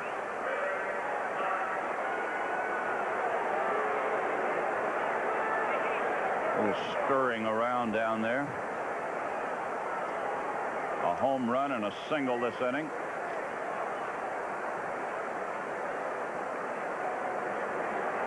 Jeff Dedman. Swindell has pitched very well for Cleveland this year. He has pitched at least 6 full innings in each of his 12 games this year. And he's gone into the 7th in 11 of them. So he has pitched a lot of innings, and he's kept his ball club in every game he's pitched. Well, the Tigers have a runner at first, 1 out. Ray Knight, the batter, he had a base hit his last time up. They could be trying to move him along here, hit and run. Ray hits the ball well to the opposite field. Larry doesn't run well. Ray doesn't have good speed. Try to stay out of the double play. Pitch is over but low. Well, the one hit and run play they had worked to perfection. Heath swinging away with Knight running.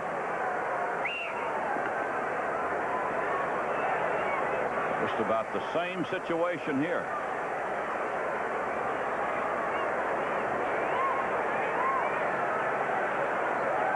Ooh, I think he was going. Larry had committed himself towards second, and he had to hurry back.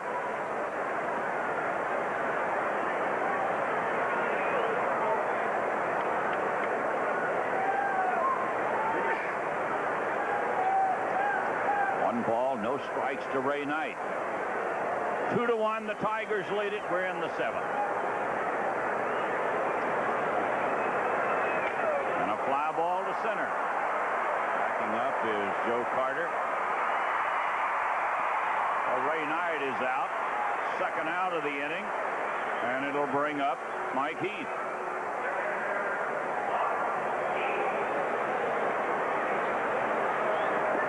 Mike Heath has hit the ball hard tonight. He sent a drive into the corner in right field. Corey Snyder caught it, bounced into the fence. Then he doubled his last time up.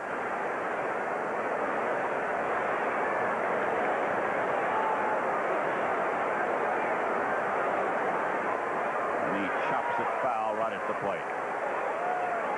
Tigers have out-hit the Indians 6-3, and they lead 2-1.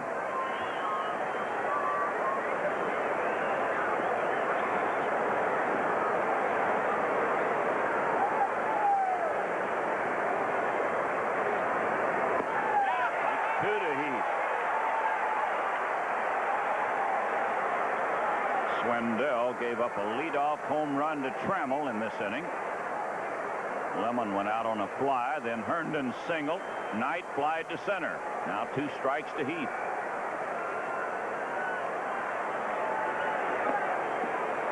That'll make it 1-2. Mike Heath has only 1 home run this year. He got that in Baltimore on this trip.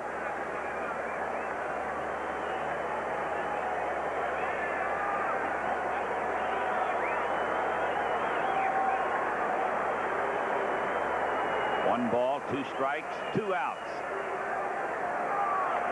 And a foul ball.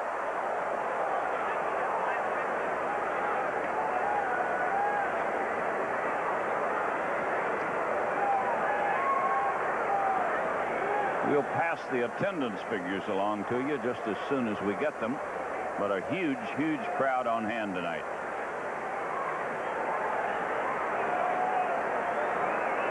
The 1-2 pitch is low, ball 2. Count goes even at 2-2 to Heath. Now if you want to run him, this might be a good pitch.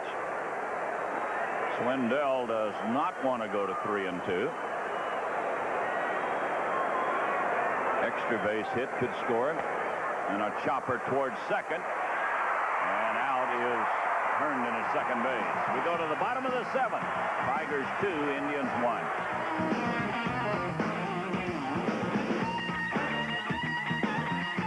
Well, we have received the attendance figures. 71,188. Largest crowd here in Cleveland since July 4th, 1986. They had 73,303 on that date.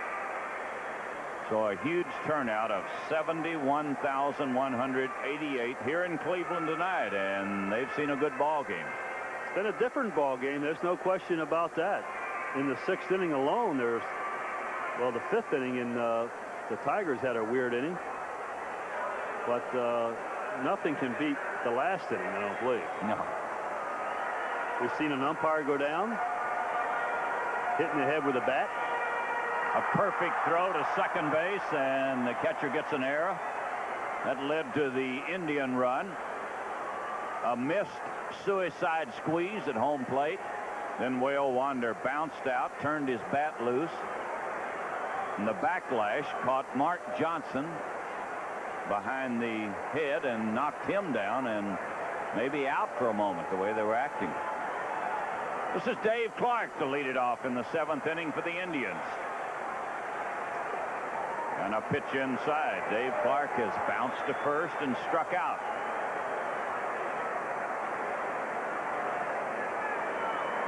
Jeff Robinson has struck out 3, and he's walked 3.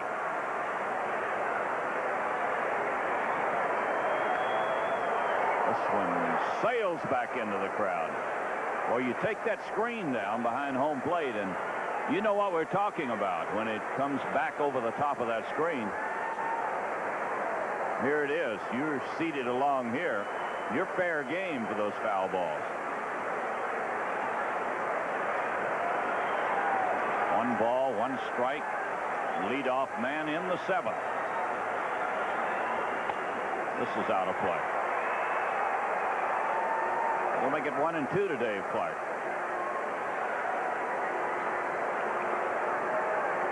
Well, the last report we had at the end of 6, Baltimore 5 and the Yankees 2.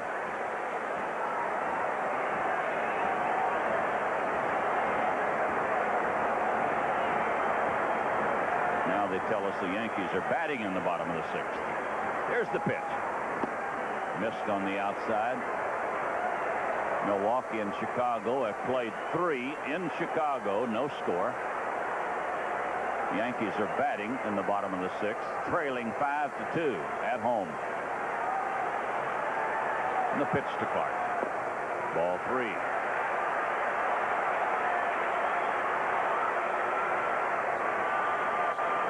Ball 3, strike 2. The pitchers, how about this, have not committed an error this year. Ball 3, strike 2 to the leadoff man. And he pops it foul. This will get out of play.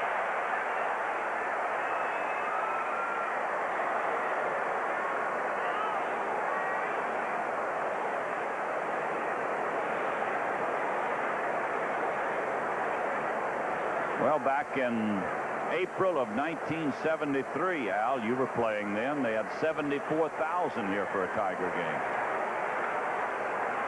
For some reason, this seems to be a lot more to me than when I was a player. Here's the payoff. He struck him out. Dave Clark swings at a high pitch. Foul tipped it right into the mid of Heath. Strikeout number 4 for young Mr. Robinson. Jeff's still throwing the ball well. He has good velocity. This ball up in the strike zone, out of the strike zone, but Jeff's still throwing hard. And the batter is Allenson. Andy Allenson was hit by a pitch, and then he fouled out his second time up. He had 3 hits last night, and he gets another one tonight. Andy Allenson with a soft single into left field.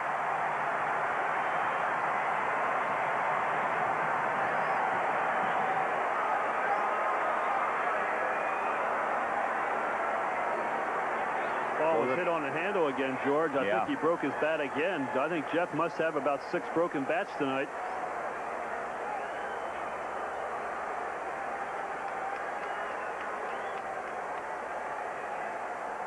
Allison yelling encouragement to Jay Bell. He wants him to hit the ball in the hole at first base. Well, that's the tying run at first base with 1 out. Jay Bell, the batter, has fouled out. Bounced to the shortstop. Bottom of the 7th in Cleveland. Tigers 2 and the Indians 1.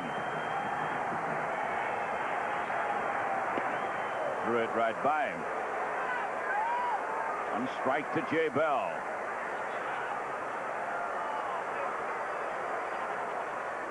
I tell you, if home team, home crowd support means anything, the Indians have it tonight.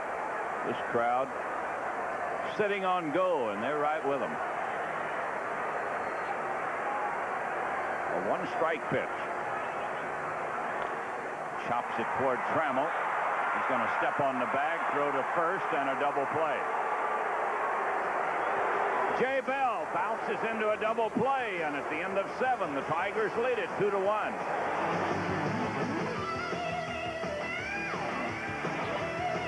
Well, here it is. This is our Miller Lite Tiger home run inning, and we've had no winners now for our last 5 telecasts, so the pot is up to $1,500. And playing tonight is Ron Bryan from Livonia. His postcard was selected at random by the independent accounting firm of Cooperson Lybrand prior to this game. And if a Tiger hits a home run during this inning, well, Ron Bryan, you're going to win $1,500. So good luck to you. Well, Chuck Waslick tells us in his research the largest crowd ever in the Cleveland Stadium was July 2nd, 1950. 78,187. The Tigers and the Indians. And you were in that game. I was in that ball game. Who was it, Feller and Newhouser? I wouldn't doubt it. Yeah, they used to pack them, didn't Oh, they used to pack them in. they? They used to save each other, pitch them on the weekends against each other. They sure did.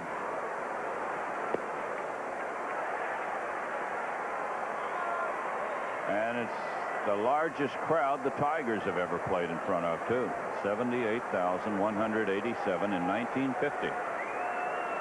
Whale Wander takes it low. He faked a bunt. 1 ball, 1 strike. He's got the third baseman right on top of him. Just hammer it by him, Jimmy. He's about even with the bag, maybe a step in front of it when he gets ready. And a strike. Boy, you had a pitch to hammer that way on the inside part of the plate. 1 ball, 2 strikes. Now he'll back up a few steps. 1-2 to Whale Wander. And he fouls it away. Jimmy has bounced to third and bounced to second in 2 trips. This fella, Greg Swindell, has given up 2 runs on 2 home runs. And he's behind 2-1 in the 8th inning.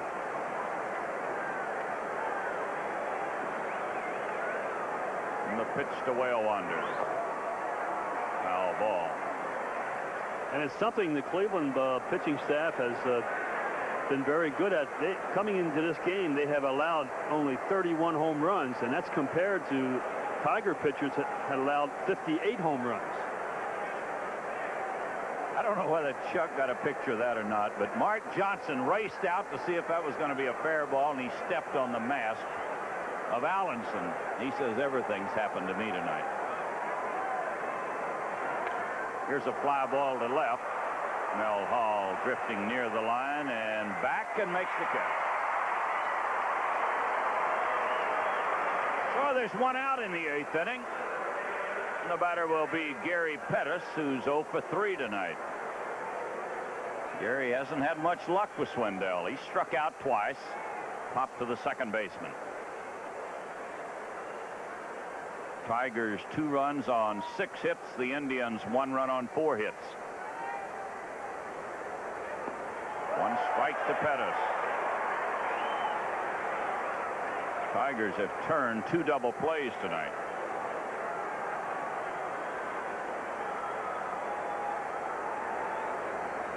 And the 1 strike pitch. Evens the count at 1-1. Jack Morris will pitch for the Tigers here tomorrow afternoon, and Frank Tanana will pitch on Sunday to wrap it up.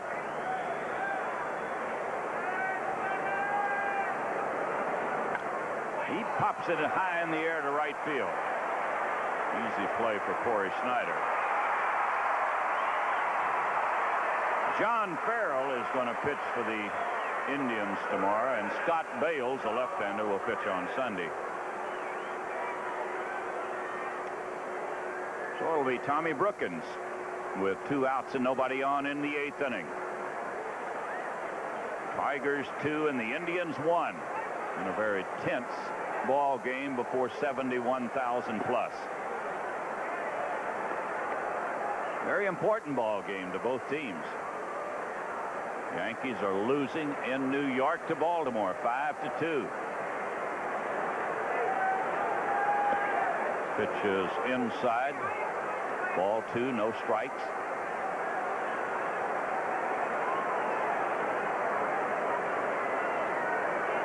And the pitch to Tom Brookins. That'll make it 3-0. He hasn't walked anybody tonight. Went to 3-0 on Lemon in the 7th inning, but he got him out. And a strike makes it 3-1. You won't see many young left-handed pitchers with this kind of control. Usually, for some reason, left-handers are wild. This is bounce foul. Well, the Tigers almost gave up on Hal Newhouser 2 or 3 times because of wildness before he settled down and became a premier pitcher. And he struck him out. He's behind 3-0, and he came back to get him on strikes. We go to the bottom of the 8th. Tigers 2, Indians 1.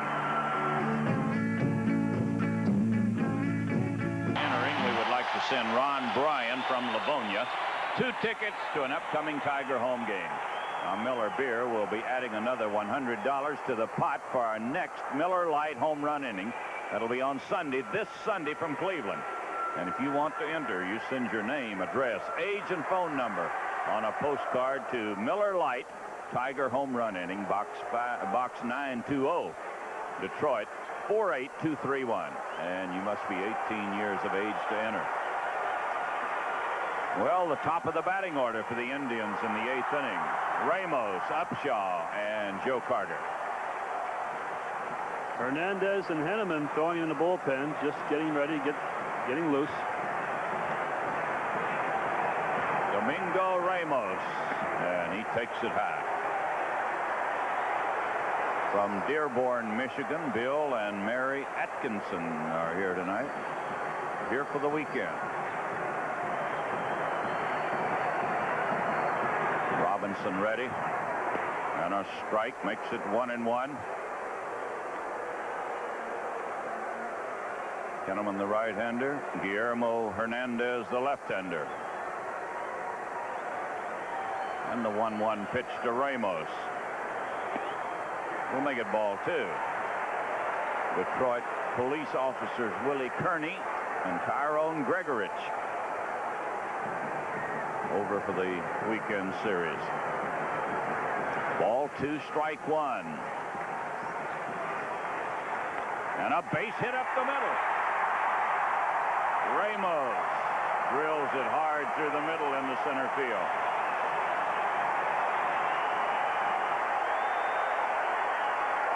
Well, the Indians put the tying run at first base on this blow right here. Yeah, this ball was hit hard right over the head of Robinson. We're going to get a pinch runner. Looked like Washington is going to run for Ramos.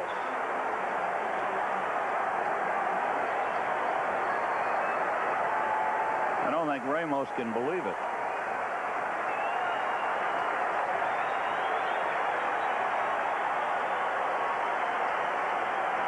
But we're getting a runner. Ron Washington is at first base. The batter is Willie Upshaw. Willie's had a base hit tonight, 1 for 3. And here comes Sparky. He might want a left-hander.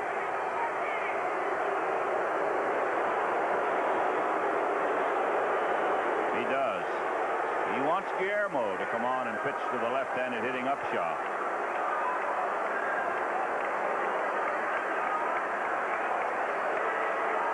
What a great job this young man's done. Yes, sir. He has developed in the most consistent pitcher the Tigers have.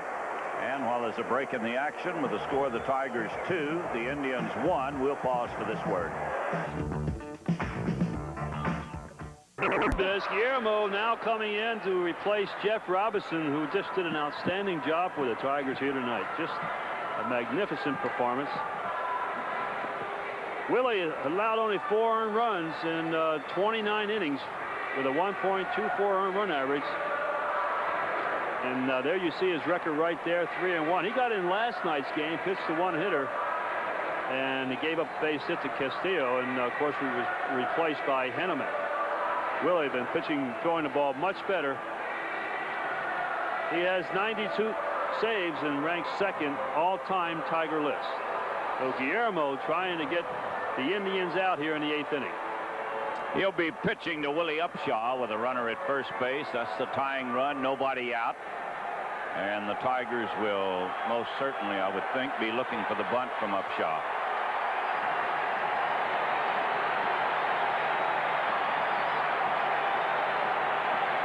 Waiting to get a beach ball off the field down the left field line. Willie Upshaw has scored the lone Cleveland run. Here's the pitch from Hernandez. He was ready to bunt outside.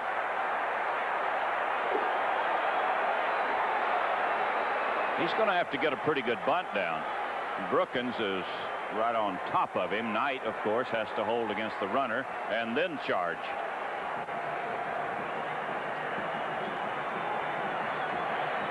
One ball, no strikes. He bunts foul into the seats. That's what the Tigers would like to see, a bunt in the air.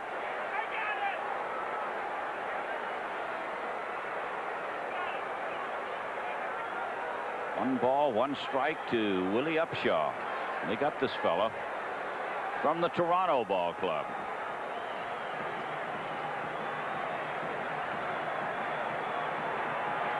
Runner at first base is Ron Washington.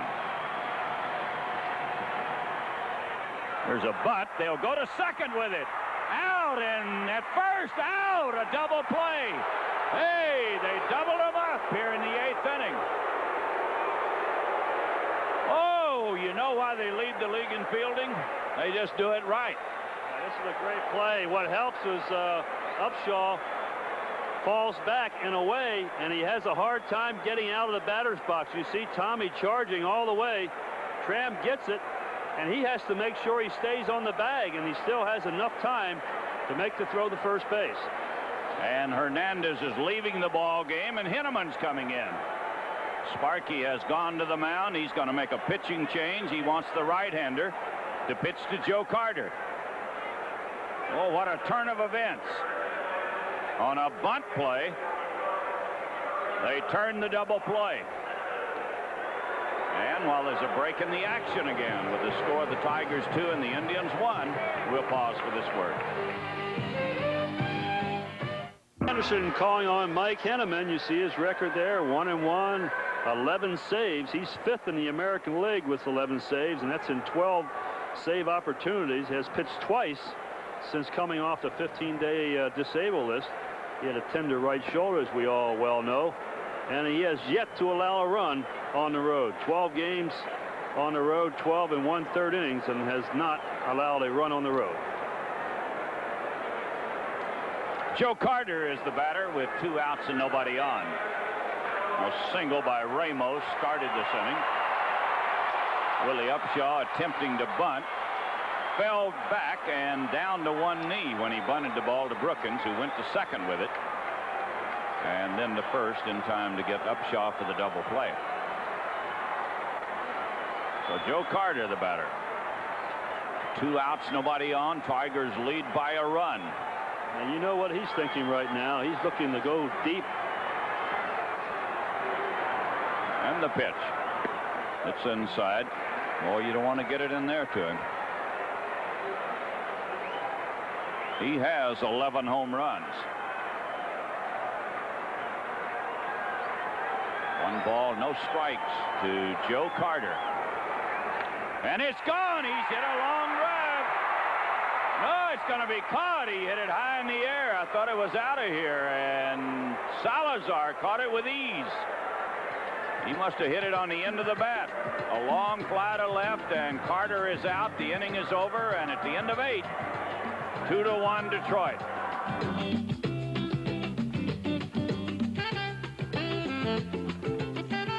Here's the Miller Lite American League scoreboard. They're in the 8th inning in New York, 5-2. That's Boddicker pitching for Baltimore, leading the Yankees. Toronto 2-0 over Boston in the 7th inning. Milwaukee and Chicago, no score in the 5th inning. 4-2, Texas over Oakland. Boy, the Oakland club having a hard time winning. They're in the 3rd inning. Minnesota playing at Seattle and Kansas City at California later. And here in Cleveland, Tigers 2, Indians 1. And Ron Washington is the new second baseman. Salazar will lead it off in the 9th for the Tigers. And he bounces it foul. Well, I thought Joe Carter had hit one out of here. He hit it high in the air, a towering fly to left. But this fella just took a step or 2 back, and then all of a sudden you realize he had to have hit it on the end of the bat. He wasn't racing for the fence. And caught it with ease.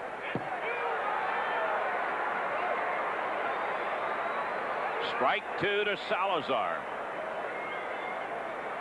He had a base hit his first time up. Then he flied deep into left center and flied to center his last time. And the strike 2 pitch.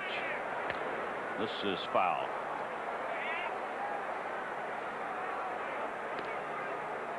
Tigers have 2 runs, 6 hits, 1 error. Indians 1 run, 5 hits, and no errors.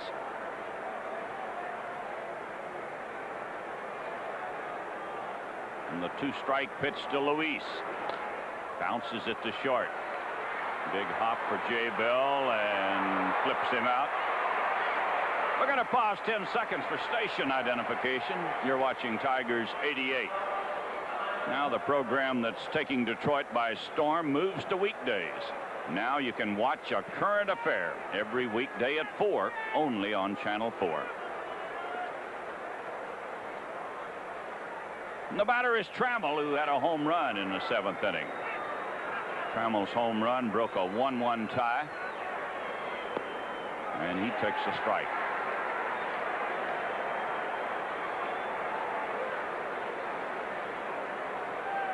Allen batting with 1 out, nobody on. And a foul ball.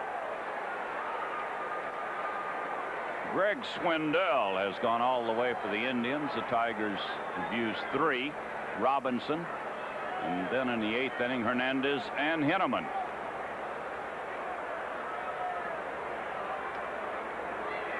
Fly ball to right. Corey Snyder is there. So Trammell is out, number 2 in the 9th inning.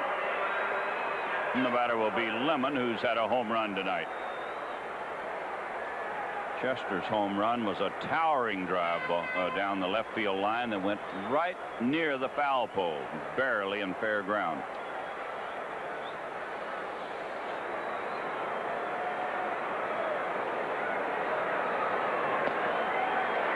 One strike to Lemon. He's had some good swings at Swindell tonight. Chester sent a screamer, foul down the left field line his first time at bat, then the home run. Then he flied to left field.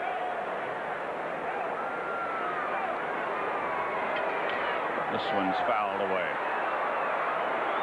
In the bottom of the 9th inning, the Indians will have Brooke Jacoby, Mel Hall, and Corey Snyder facing Mike Henneman. Well, what a great pitching performance this young man has given us tonight. He hasn't walked anybody. Allowed only 6 hits, but 2 of those have been home runs. Number 1 draft pick by Cleveland. We mentioned he was the youngest member of the '84 Olympic team, and he comes from a history, the University of Texas, of a lot of great pitchers coming out of that university. Still strike 2 to Chet Lemon. And the pitch from Swindell. That'll make it 1-2.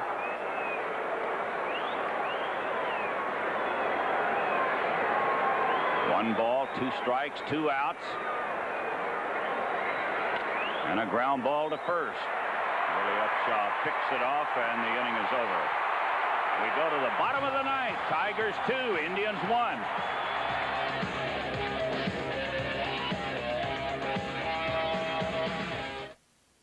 It's the bottom of the 9th inning in Cleveland. Tigers 2 and the Indians 1. We look at the crowd of 71,118. And they're going to stay for the fireworks show after the game. And they've seen a real good ball game, particularly if you like a pitching duel. There's been 2 excellent pitchers. Jeff Robinson, who has turned into to be the most consistent pitcher on the Tiger staff, particularly the last 6 outings, 6 turns. And of course Swindell, an excellent ball game. So it's Jacoby to lead off against Mike Henneman. He's been to the plate 3 times tonight, and he's walked 3 times.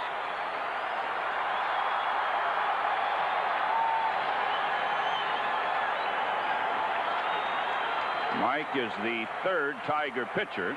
Jeff Robinson is the pitcher of record at the moment.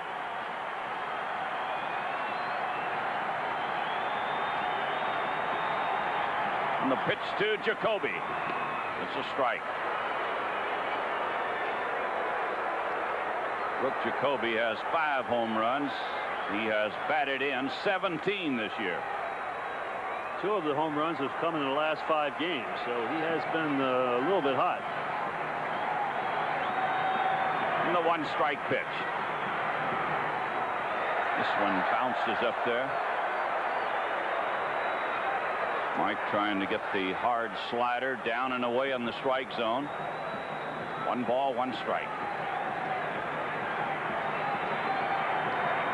Both first and third are there near the line, protecting against the extra base hit. Strike 2. And everybody's playing deep. The outfield's playing deep, maybe 1 or 2 steps deeper than normal. Try to cut off a ball in the hole so they hold him to just a base hit instead of a 2-base hit. It's 1-2 to Brooke Jacoby. He'll be followed by Mel Hall.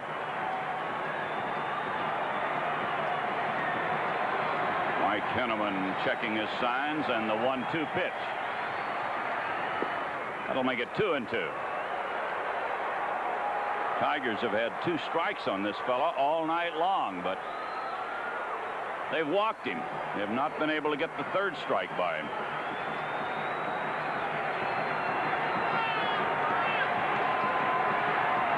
Ball 2 and strike 2 as Henneman gets ready. He struck him out. Brooke Jacoby strikes out, leading off in the 9th inning. And the batter will be Mel Hall. Looking at the Indian bench. Nobody cheering on either side of the field yet. And that last pitch, look at that bat. They better not send that baby up at the home plate. Looks like Norm Cash's old bat. Remember that? Yeah. Go Tigers, all right. He better carry a big stick in this stand. Yeah, with 71,000 here. Mel Hall drove in the Cleveland run in the 6th inning with a fly ball. And he takes it inside.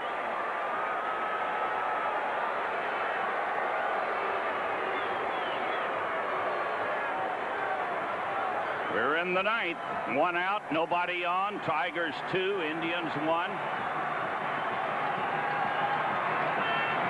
The pitch coming up to Mel Hall. Ball 2. He doesn't want to walk him. Not with a 1-run lead.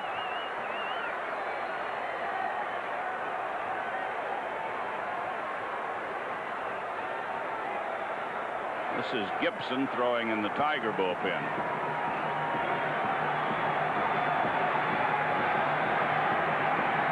Ball 2, no strikes.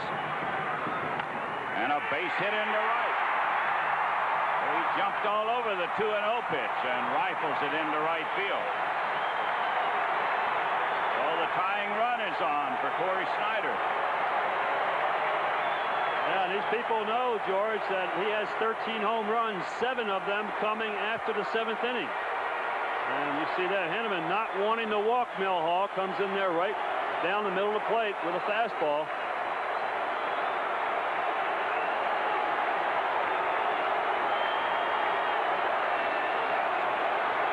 Well, you could cut the tension with a knife here in Cleveland. 71,000 on their feet. Tigers with a 1-run lead, bottom of the 9th. Corey Snyder, the batter, 13 home runs on the year. And he swings at a bad pitch, 1 strike.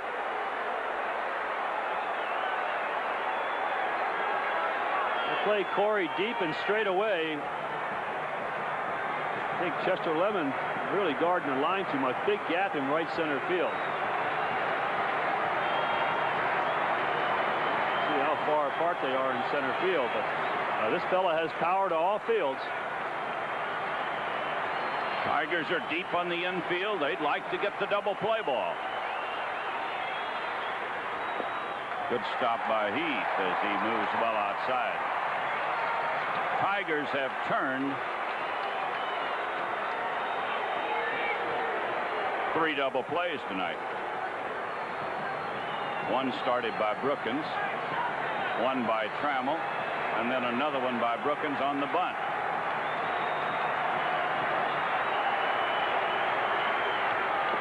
And a strike right on the outside part of the plate. Makes it 1-2 to Corey Snyder. I tell you, if he keeps it out there, he's going to have trouble hitting a home run. You might see the split finger pitch now. He's got 3 pitches he can go with it. He's got an excellent split finger pitch. He struck out Brooks Jacoby with that pitch, and he'll probably go with it. Well, it's 1-2 to Corey Snyder. Runner at first, one out, bottom of the ninth. And the pitch coming up from Henneman. And this gets away, and that takes the double play out of order.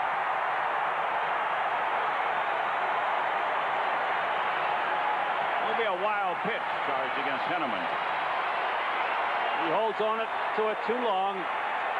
Mike Heath did a great job of trying to block the ball. There's just no way he can get in front of it. No, he didn't have a chance. And the count goes even at 2-2 to Snyder. Now a base hit could tie the ball game. Ball 2 and strike 2. And he hits it on the ground to Trammell.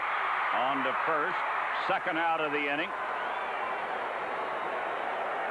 Out number 2, and it's up to Dave Clark.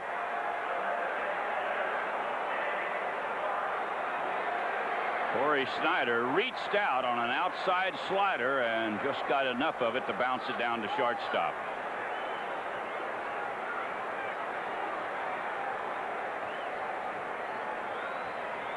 Sparky's coming out. He might want the left-hander. He's had Gibson throwing. Of course, he's got to decide, do you want Henneman to pitch to Clark, or do you want Gibson to pitch to Castillo? Well, I'd kind of be surprised if he takes Henneman out.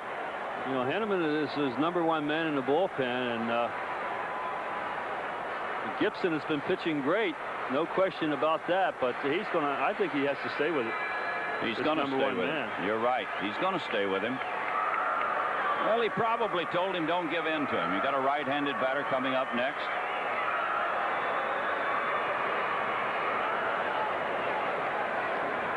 He doesn't have to throw it down the middle. He's got first base open, although you don't want to put the winning run on base.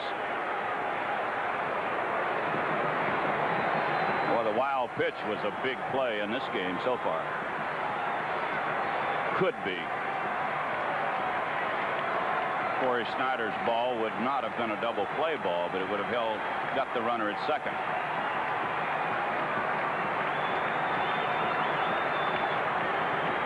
So it'll be Henneman against Dave Clark. And the pitch. One strike to Clark.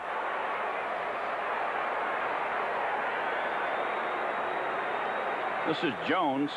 He's the big man in the Cleveland bullpen. Bottom of the ninth, runner at second. That's the tying run at second base. 2 outs. And 1 strike to Dave Clark.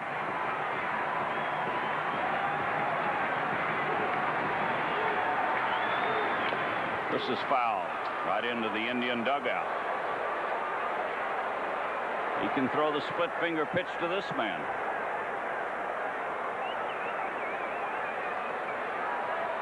You've got to figure that Dave Clark, a rookie, he's going to be anxious in this spot. It's strike 2 with a runner at second base.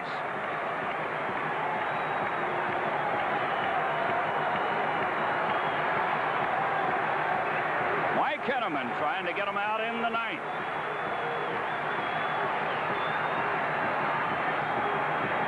Dave Clark calls time.